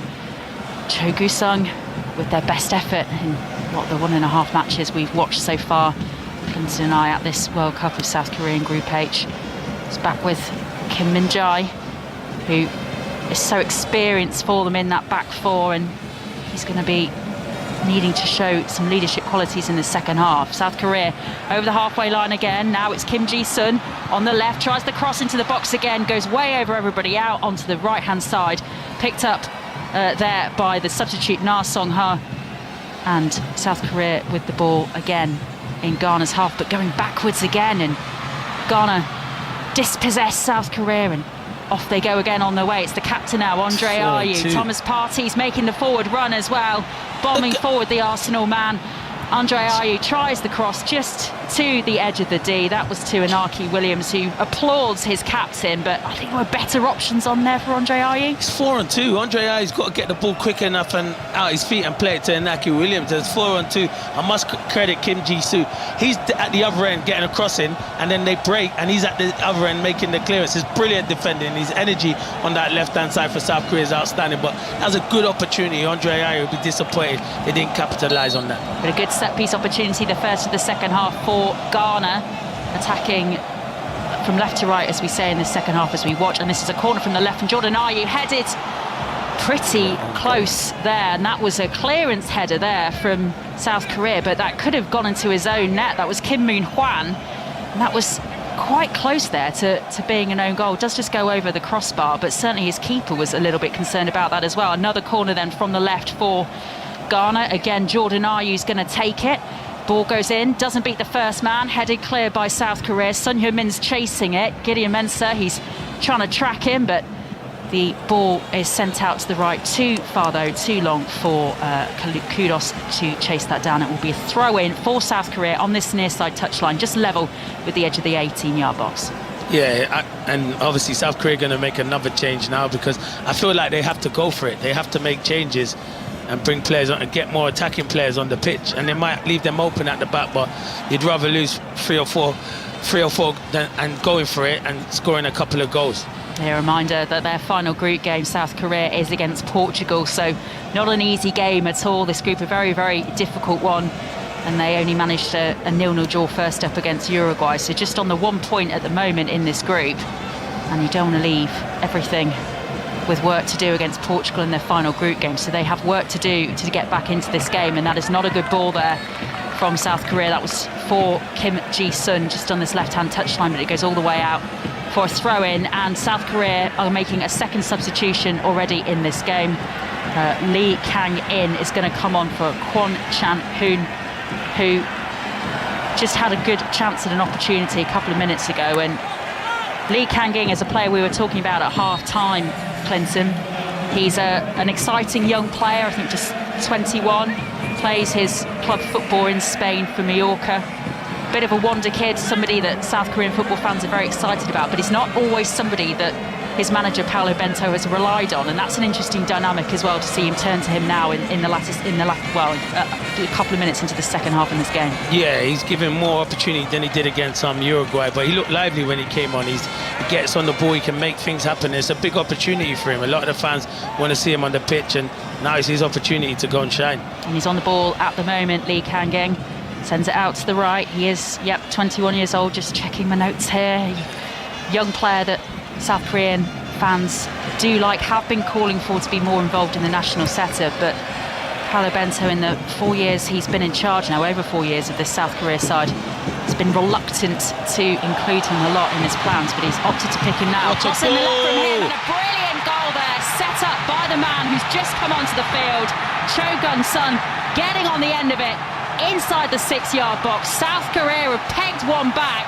South Korea 1, Ghana 2. It's a great header from Cho Gun-sun, because he just had one earlier, but Lee Kang-in does ever so well. He wins the ball back on the left-hand side, and there's no thought in his mind, Maz, than just to go, I'm going to get half a yard. He wins it off Lamptey. He whips a great ball in. Cho Gun-sun goes at the back of Salisu. It's poor defending from Salisu, because he doesn't check his shoulders. He doesn't see him coming on the blind side of him, and it's a brave header and a good header. Ziggy might be a bit disappointed that he didn't save it, because it's in the middle of the goal, but it's great play from South Korea, and now it's game on. It is indeed game on, isn't it, Seb Basson? Yes, it is definitely game on. This is really well done from the South Korean player. A lot of energy that they've thrown into it since they were back from the half-time, and the ball in behind the defenders. I know Salisu should have been, or could have been, in a better position to defend, but he was running toward his goal, and this is a great finish to 1 game on. Lee Kang-ging with a really, really good ball there to set up his number 9, Cho Gu-sung. And South Korea with exactly the response that their manager would have asked for. We're just going to have a pause in play here. Jordan Ayew's down, clutching his right ankle. I think it was a coming together with him and Kim Min-jae. As we just look here at the replay, yeah, both players trying to fight for the ball, going up high though. Studs on each other as Clinton Morrison claps his hands together, because this has really ignited this second half for you now. Yeah, it's going to be a brilliant second half. I feel like they'll keep pushing forward, South Korea. There'll be spaces for Ghana to capitalise. Yeah, I think there's more goals in this. There is, man. But yeah, the goalkeeper, watching the replay again, Ziggy, he'll be disappointed because it bounces over his arm, but sometimes as a goalie, you want to get a strong hand on it, and I think he just bounces over him, and it's right in the middle of the goal. But it's a fantastic header from Cho Gu-sung. And a word on the assist, the ball in from Lee Kang-ging, because as we say, he'd just come on the field. I think that was possibly his second touch, and it was a wonderfully weighted ball in as the ball goes out thrown on this near side. And you said he's a young star, and the South Korea fans want to see him playing, but he has no hesitation. He doesn't look, he just puts it into an area, and that's what you want. And being the next centre forward, if you got a winger who does that, you'll keep making your runs in there, and that's what he done. Cho Gu-sung, and in the end he gets his reward. Brilliant header. The noise you can hear now at the Education City Stadium, full of noise now from the South Korean fans. They know their team are now back in it. Cho Gu-sung pulling one back for them at the start of the second half. The cross is going to come in from the left, very tight angle. Header goes in, and it's in! And South Korea have a second in a matter of minutes. It's that man again. Cho Gu-sung has equalised for South Korea. He's mobbed by the substitutes, by his teammates. What a comeback this from South Korea. South Korea 2, Ghana 2. Cho Gu-sung, it's a great header. It's a fantastic header. He's got yards to catch up to. Kim Ji-sun does ever so well on that left-hand side. I've said about him as a fullback, combining with Son. Son overhits it, but Kim Ji-sun turns it into a great ball, plays it to the back post, and the header is fantastic. He wants it. He's got the desire to get in there, and it's a brilliant header from Cho Gu-sung at the back post. It's fantastic. He gets above Mensah, and the goalkeeper has no chance. Game on. Seb Bassong, 2 brilliant crosses from the left from South Korea in a matter of minutes. Yeah, it's an amazing play from the South Korean players, and I love the desire, from the striker to get over the defender. The defender is on his heel. He doesn't get a jump. The striker comes and head the ball in the back of the net. The energy is on their side now. Now they've been really good, and they fell right in front of the goal. They couldn't score in the first half. They haven't missed those chances now.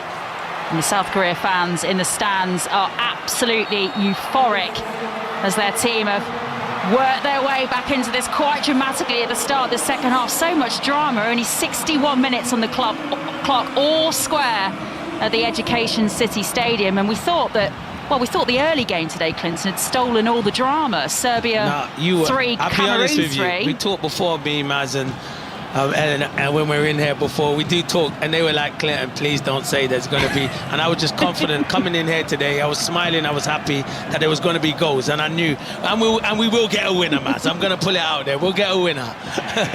Wow, what drama we've had. There's a little bit of pause in play now. Anthony Taylor, just blowing his whistle for a foul, as some of the South Korean fans are actually in tears in the stands. They're so overcome by the comeback their side have made at the start of the second half. And Ato Odo looking a bit concerned there. The Ghana boss he will wonder really how his side have really let this one slip, because they came out and they looked really organised in the early stages. But for Ato Odo, I think it's just really 2 really good crosses of quality. I've just seen a side kind of stuck. It is, and Seb was saying it there, the defenders don't jump.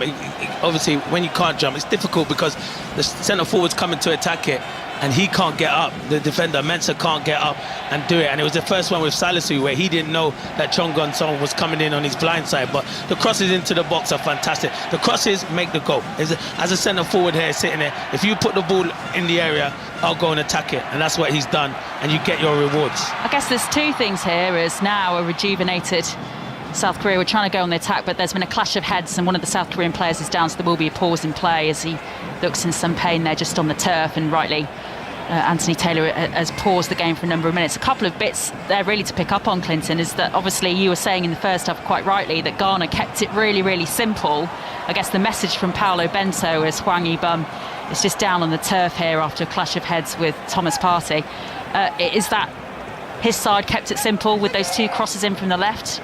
2 goals in a matter of minutes. Yeah, and that's what's happened. But I like Kim Ji-sung. He's impressed me in both games of left fullback. He's a fullback, and it's a modern day fullback. They want to get forward. He can defend in his numbers, and he can also get forward and get crosses into the box. And that's what they've done. It's been down that left-hand side when Lamptey's vacated it and gone forward. No one's come in and filled in for him, and they've got good balls into the box, and they've been clinical. And the Ghana players, as we have this pause and play, just having a bit of a debate amongst themselves, if we can call it that, some strong words exchanged, as there does seem to be a bit of blood there for Hwang Ibum as he leaves the field there for treatment. So we might have a bit of a pause here as the South Koreans do some head assessments here. And we have, of course, concussion's been again a big talking point in this game, so hopefully the South Korean medical staff will take their time making their decision about whether or not he can return to the field. Play does resume whilst he is off the field, so South Korea down to 10 players at the moment. Na Song-ho with the ball on the right.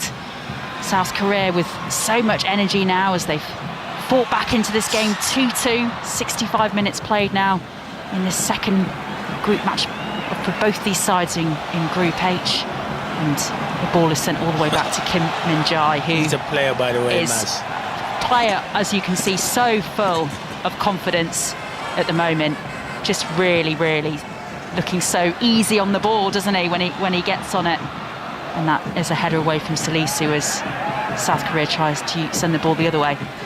Looks like Hwang Ibum is going to return to the field. He's got the kind of Terry Butcher style headband situation going on, but he is waiting to come back onto the field as Ghana are across the halfway line with Mensah on the far side. Ibum is now back on the field for South Korea. So South Korea back to 10 outfield players as Ghana try to feed the ball into Williams. That move though was offside, and it will be a free kick for South Korea. Clinton Morrison. Yeah, it was a good run from Inaki Williams. He just goes off the back of Kim Mi-jae, but who recovers? Kim Mi-jae again recovers. I think he's just got a slight knock with his ankle. He's just going down. I think he wants a bit of treatment on it. He was struggling with it a couple of minutes ago, and if I can remember in the last game, he did turn his ankle massively on the right-hand side, but he's okay now. So Ado looking a bit pensive on the touchline, the South Korea head coach. It's his first head coach role, so again, relatively inexperienced manager when you compare as well how long he's been in charge of this Ghana team in comparison to Paolo Bento in South Korea role. He's been there for over 4 years now, the whole World Cup cycle, and well, whatever he said to his players at half-time, it has clearly made the difference as they've pulled this game back to 2-2 quite dramatically in the early stages of the second half. Throw in on the far side for Ghana. That was Mensah, but South Korea will gain possession. It'll go out again for another throw-in for South Korea, just a couple of yards inside the Ghana half. Reminder that already today we've brought you Cameroon against Serbia. Drama in that game as well, 3-3 that ended. Still more games to come here on BBC Radio 5 Live, and if you're out and about, you can listen to us on BBC Sounds as well, and you can listen and rewind as well via your smart speaker, so you won't miss a minute of the World Cup here on BBC Radio 5 Live.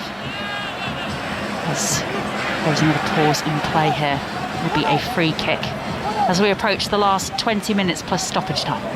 This second half's flown by. It flies by when the game's interesting and fun, and it definitely has been that. But yeah, both teams will be going for the winner. They won't want to draw. In particular, Ghana, they want to go on the front foot and try and get that winner. I guess what we can say about South Korea is Ghana have possession just on the halfway line, and Thomas Partey sends it forward down the left as Otto Addo's left yet to make as Inaki Williams. I told you. Goal there for Ghana. That is a third. That is a second for Kudos, and he roars into the camera. There was a mistake there from South Korea in their box. Kudos given plenty of time on the ball. It goes through the keeper into the back of the net, And just like that, Ghana are back ahead. South Korea 2, Ghana 3. I told you there'd be another goal, but the build-up from Ghana is brilliant. Thomas Partey gets the ball in midfield. He does a little crepe, plays it out to Jordan Ayew. And what I like is Mensah makes the overlap. Ayew finds him. Mensah cuts it back. Inaki Williams misses his kick. It comes to Kudos, and it's a left foot finish right into that bottom corner. But it's a well-worked goal. Inaki Williams will be disappointed. Completely airshot. But once he comes into Mohamed Kudos, he just controls it. But the build-up play from Ghana is brilliant. It starts from Partey. The skill in the middle of the pitch, and it's a simple pass, but he makes it look so easy. And Mensah's cross, he does well. The fullback gets on the overlap. Good finish. And there's still more goals, Maz. I'm going to pull it out there. More goals. Good game. Seb's loving it as well. Look, I can hear him. You know what? I'm going to get up and start dancing because this is amazing. The football that I'm looking at, this is proper football. Yeah. The finish, people will say this is a simple tap-in. No, you need to put it in the back of the net. The composure, the contact is amazing, but the build-up, as you said, well done, Ghana. Emotionally, they've been able to bounce back. They haven't crumbled. Now they're back on top. It's about, game on and a very good game on. Hey, Maz, we need to see Seb dancing, so if you can get us some footage of Seb dancing. I'm Cameroonian, I got that. Let's do the two-step, me and you, then we've got this. South Korea have restarted this game, and the ball has gone out for a throw-in on the far side, and they have got to now build again after fighting back to jaw level in this game, trailing again now. Ghana 3-2 up. And one thing I would say, Clinton, is do we think the goalkeeper could have done better from that shot from Kudos? It did seem to go under him a little bit. Yeah, I think he could do it. And I said that these two goalkeepers have not been the best, but yeah, it's always difficult. But I think you have to give credit to Kudos because he controls it. I've seen many players in that position where they get into that position and they just want to strike through the laces and not control it. He controlled it with the side foot, and it was a composed finish. And yeah, the goalkeeper probably could do better, but I'm going to praise the build-up play from Ghana because I think it was outstanding. Jordan Ayew's down again, clutching his right knee now. It looks like Otto Addo is going to make a couple of changes. Before that third goal went in for Ghana, I was expecting that maybe he would decide to mix things up a little bit in the latter stages of this game. It has certainly been played at quite a high intensity since sort of midway through the first half. So a couple of substitutions being prepared for Ghana as they lead 3-2 in this game. The Black Stars was the advantage again. Salisu with the ball just on the halfway line. Did that go out on the far side? It did. As Ayew tried to get on the end of that. Yeah, I think, Maz, they could be making a triple substitution, I think. I've seen like 3 players getting their tracksuit topped off, so maybe he just wants to freshen it up and maybe might change the shape. Might do. It is an interesting move, though, isn't it? When you've then moved ahead again, obviously conceding the 2 goals. Otto Addo was probably thinking, I do need to try and mix things up in this team, and now they're ahead again, and sort of what we saw earlier with Cameroon in the Serbia game, fighting their way back into it, and the changes maybe disrupting their rhythm a little bit. So it'll be interesting to see if Otto Addo does decide to make the triple substitution. 72 minutes gone, Ghana back on top, South Korea trailing 2-3 in the Ghana half. It's out on the right hand side again. They fought their way back into this game at the start of the second half, but Ghana on top again. It will go out on the far side just by the byline for South Korea. And all the noise now from the Ghana fans, the vuvuzelas are being held aloft, the flags as well. What we can say about African fans at World Cups is they always make an effort. There's always the colours, there's always the costumes. The cross comes into the box, headed clear. Good work there by Williams, feeding it back to Jordan Ayew. Goes out for a throw-in. Mensah's going to take this. 73 minutes gone on BBC Radio 5 Live, BBC Sounds and the BBC World Service across Africa. I'm sure you're enjoying this if you're listening in Accra, seeing the Black Stars going ahead again. Son Heung-min brought down a couple of yards outside the Ghana half, and that is a yellow card for Tariq Lamptey, who has had a very, very good defensive display so far today, but that one just a little bit too physical in bringing down the Tottenham man. Yeah, Son comes off the left-hand side into little pockets. His touch is brilliant, and he gets past Lamptey. Amati was coming across, but he had to bring him down because he was going through, and from that position, Son usually does score. So, yeah, you have to take the yellow card for your team. So this will be a free kick and an interesting area for South Korea. Pretty central, probably about 25 yards or so out, just just on the right-hand, couple of yards in from the D. Some position, if Lee Kang-in can get it here or Son, they're both over the ball, but yeah, it'll be some strike if it beats the goalkeeper from here. Distance to get it up and over, definitely, from this it's area. a long way out. It's got Son Heung-min standing over this, also Lee Kang-in, the substitute who set up South Korea's first goal, and also Jung Woo-young as well. So having a bit of a discussion about what they want, where they want their teammates positioned in the box. There's the draft excluder for Ghana. I think that's Tarek Lamptey taking one for the team there, lying on the turf behind the Ghana wall. Never want to be that guy, do you? He seems a bit small to be that guy that's as what well, I mean. to be honest. Yeah, you're right. But he is, that position is Tarek Lamptey. I suppose last into the team, first to be picked as the draft excluder. Anthony Taylor's just allowing the players just time here to set this up. Good set piece opportunity this potentially for South Korea to try and pull back level once again. Ziggy on his toes in the Ghana goal. Puffed cheeks from Son. Is he going to be the man that swings this one in? It's actually Lee Kang-in, goes straight for goal to the right-hand post. But Ziggy was wise to that and strongly palmed that one away for a corner. Yeah, Lee Kang-in gets it up over the wall, and Ziggy does ever so well, because you know why he does well with that, Maz? Because it bounced just as in front of him, and for the header they scored, but he gets a strong hand and it goes from a corner. It's a corner from the right as South Korea attack. It is going to be that 21-year-old Lee Kang-in, the Mallorca player, with the corner in from the right, bounces around the ball a little bit, calls of handball from Clinton Morrison, not really from the South Korea players, as one of their players is down. Son Heung-min with the ball, it's blocked by 2 or 3 Ghana players, and he looks so frustrated, the Tottenham and South Korea man. Yeah, I think Cho Gon-sung, he appealed, he won it at the near post, and that's why I said penalty, because I could see him appealing, so VAR will have a look at that. Yeah, there'll certainly be the VAR officials having a word with Anthony Taylor in his ears. Now South Korea with the ball, couple of yards outside the byline, into the box. That was Lee Kang-in again, trying to get the shot in, and it's cleared off the line. That shot from Kim Ji-sun looked certain to hit the back of the net, and a goal line clearance there from Ghana, living dangerously, the Black Stars, but they still lead by 3 goals to 2 as South Korea build again from the centre circle. That was a mighty close moment again, that for Ghana. Kim Ji-sun, he's got a score, Maz. It's brilliant play from Lee Kang-in on the right-hand side, and he doesn't connect properly, but you know what? Credit Salisu, it was him getting on the line and having a clearance off the line, but he has to make better contact. If he makes better contact, South Korea are level again. Impact at both ends from Salisu, a goal line clearance after, of course, his goal in the first half put Ghana ahead. And Lee Kang-in, what an impact the young 21-year-old has made in this half as he's come on in a sub in the second half. There is a foul there, and that is Inaki Williams who's gone down. Free kick there given away by Kim Young-won. And Ghana will take this moment, I think, just to slow the game down again a little bit, because South Korea have been high energy levels, certainly bringing to this game in the last couple of minutes. That will be a yellow card as well for Kim Young-won. Yeah, it's not over. The game's definitely not over, because there was a chance for Son as well. He just couldn't sort his feet out. He comes onto his right foot, has a shot, and it's good defending. But this was the chance for Ki Jim-sung at the back post. He just kind of bobbles it, and if he catches it cleanly, he finds the back of the net. And that was the handball, and VAR have had a look and said it's not a handball.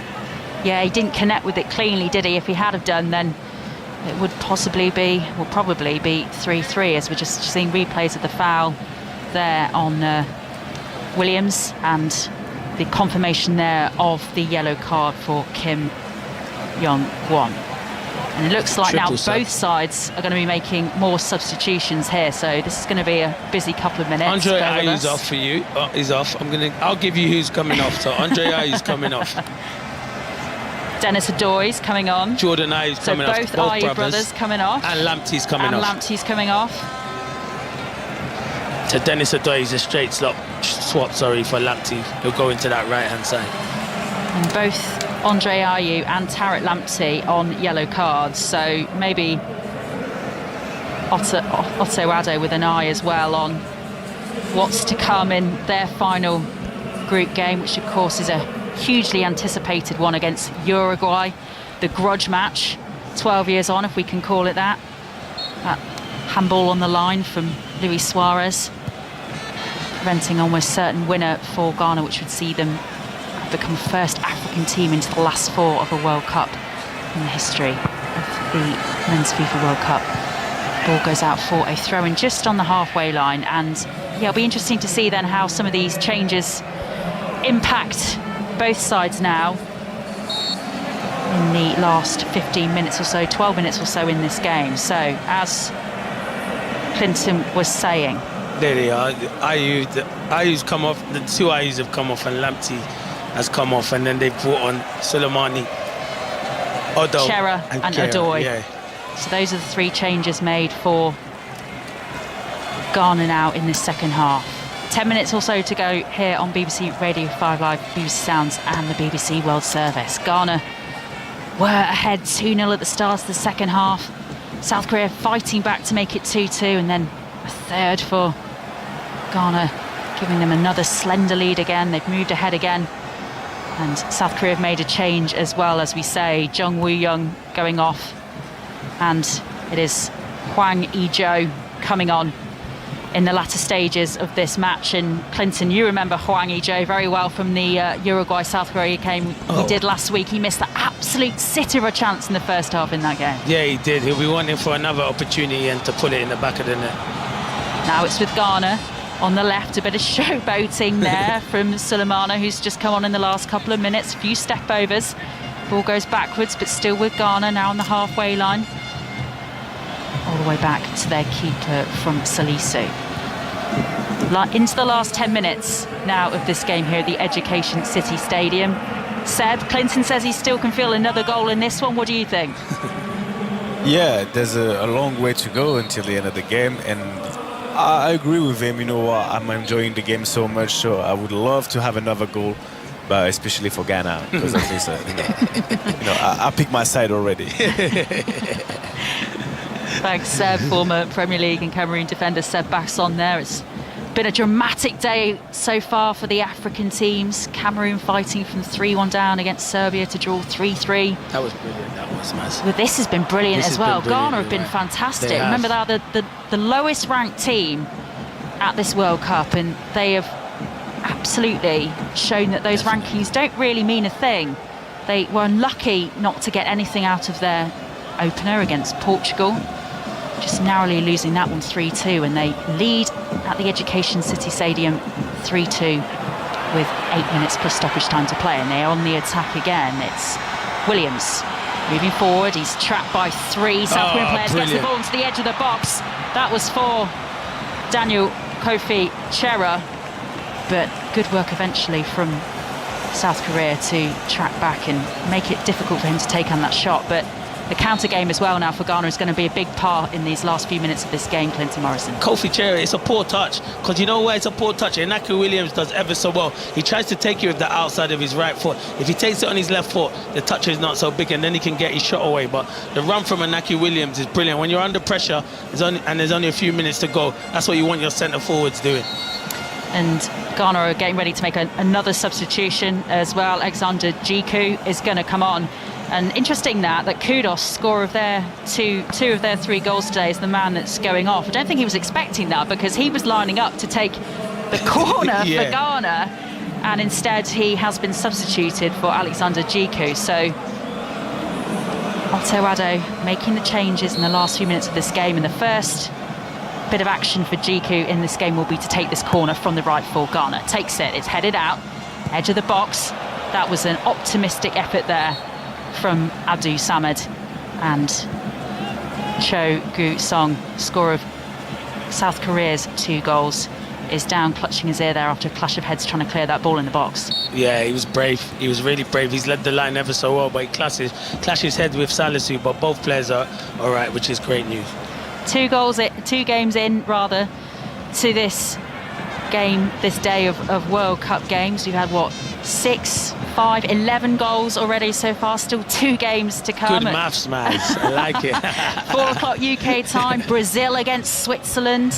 That'll be the pair, the flatmates, as South Korea have the ball in the Ghana box. Shot comes in over the crossbar. Kim Ji-sun should have done better with that. He's had a couple of chances there, and Son Heung-min in frustration rips his face mask off and sinks to the turf. The ball, the cross came in kind of across the box, wasn't picked up by anyone.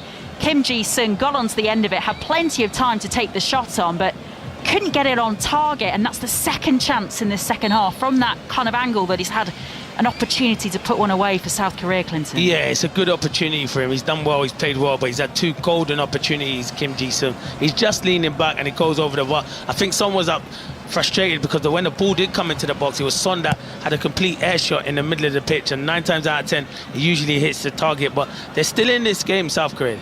Into the last 5 minutes plus stoppage time now here on BBC Radio 5 Live, BBC Sounds and the BBC World Service across Africa, as Williams and Ghana go on the attack. The shot is blocked. It will be a throw-in on the far side. But as we say, yes, from 4 o'clock UK time, Brazil against Switzerland to come. Flatmates, roommates, Ali Bruce Ball and Chris Sutton bringing you that one. And then at 7 p.m, the other second group game in this group, Group H, between Portugal and Uruguay, a game that really promises so much. Ian Dennis and Matt Upson will be bringing you that one. It's a throw-in from Mensah on the far side, 16 yards or so out. It's a bit of physical work there as South Korea try to regain possession. It goes out again for a throw-in on the far side, and this area of the pitch now where Ghana are, they'll be very happy just to see the ball being played around these areas. South Korean, well, clear what they need to do. They need to get it up the other end quickly. They're running out of time now with 4 minutes plus injury time to play. Yeah, they do. And Odo's made his changes. I think he's gone more defensive, stiffen up the back line and the midfield, and that's what you need to do because he knows South Korea are going to put pressure on. But it's now, can Ghana defend and hold on?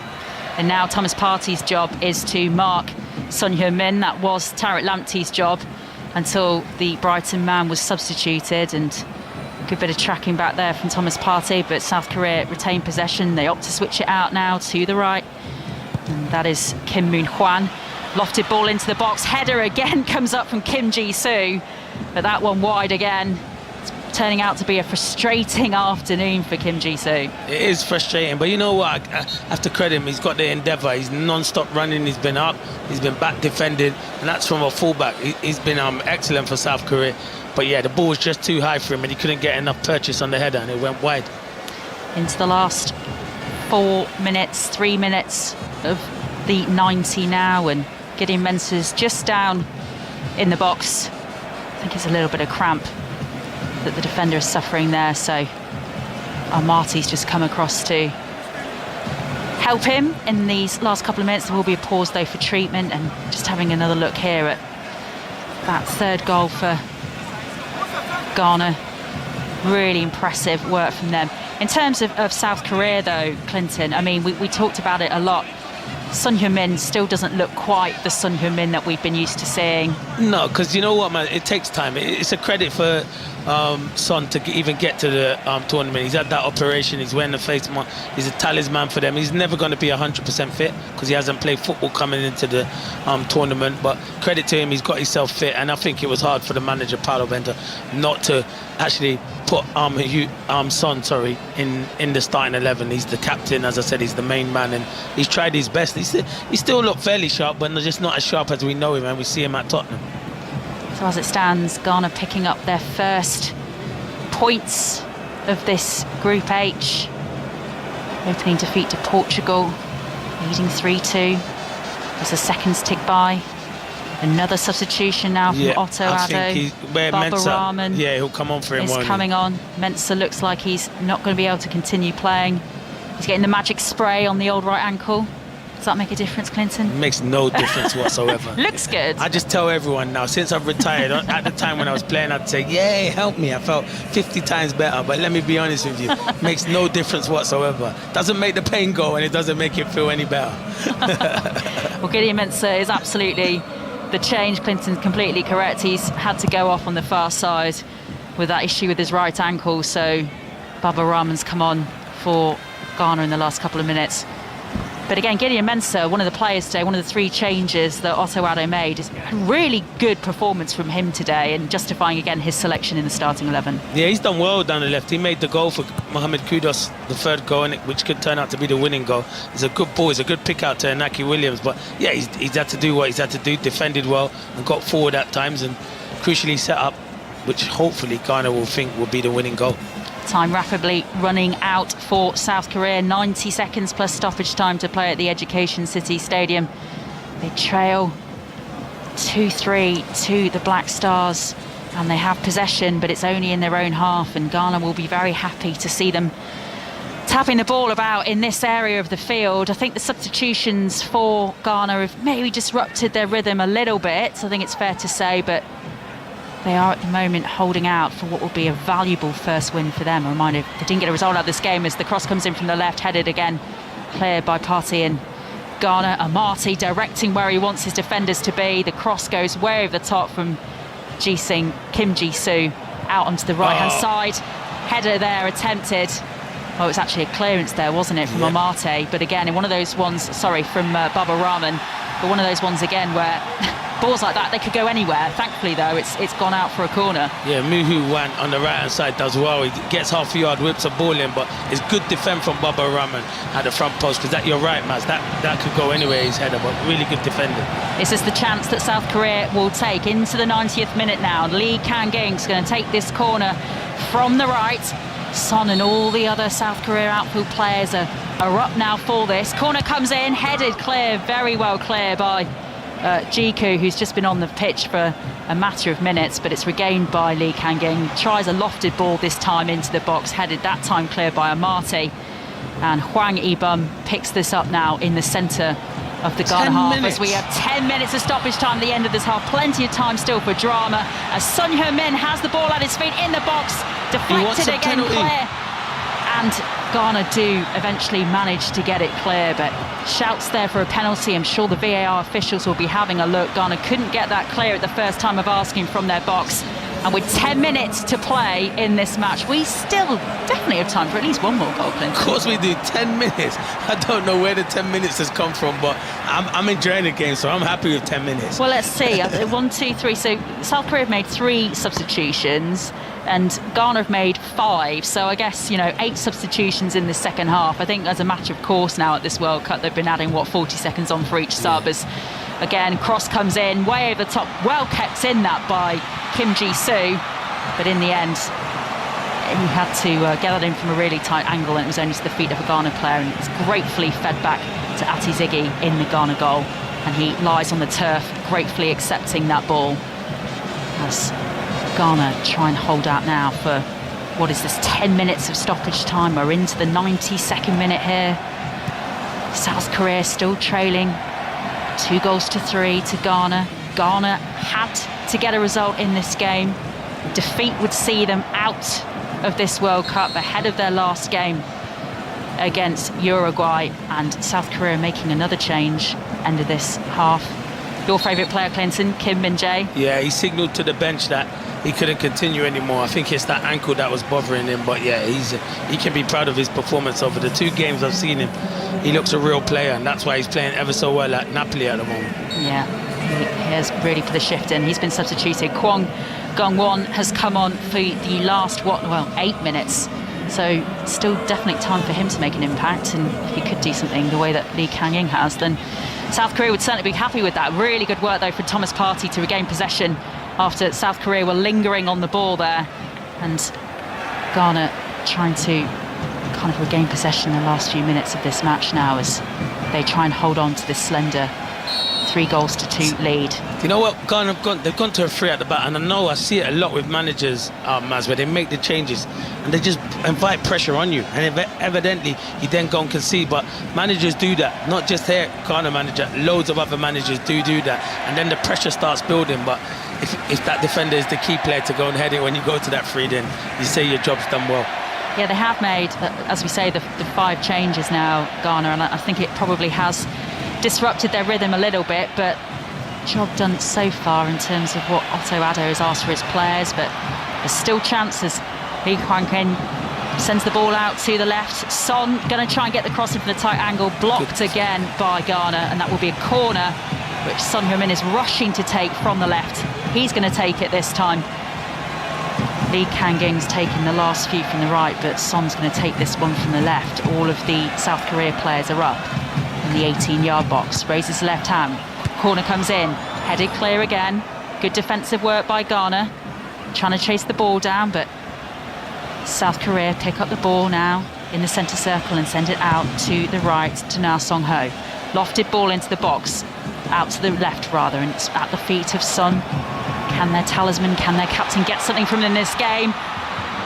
Cho, scorer of their 2 goals, trying to get the shot away, but surrounded by Ghana players, and all of Ghana's outfield players back doing defensive work now as they try to dispossess somebody. Feeds it into Cho on the left of the box, and the shot goes in into the top left-hand corner. Saved, though, by Atizigi.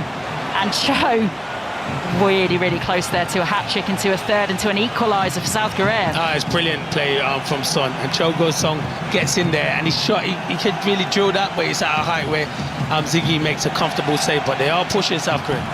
Corner from the left taken, not headed clear, a very elaborate bicycle kick clearance to Ghana to try and get it clear from their box, and they give away the foul there, and this will be a free kick, a set-piece opportunity for South Korea, as they were fouled there. Hwang Yi-bum about 35-40 yards out, pretty in the central area, and South Korea in a hurry to take this. We're into the 5th minute stoppage time now. The lofted free kick comes in, it's headed clear, edge of the 18-yard box. South Korea, though, regaining possession, trying to feed that forward. All of Ghana's players back defending now. Everybody's in the Ghana final third as the ball is fed back to South Korea's defence, and they get it over the halfway line again, and Kim Ji-sun tries the ball into the box. Headed clear, though, by Salisu. Headed again. Ghana holding on. 4 minutes of stoppage time remain. That ball from South Korea goes all the way over the top and is picked up in the corner by South Korea, and the ball's launched again from the right into the box.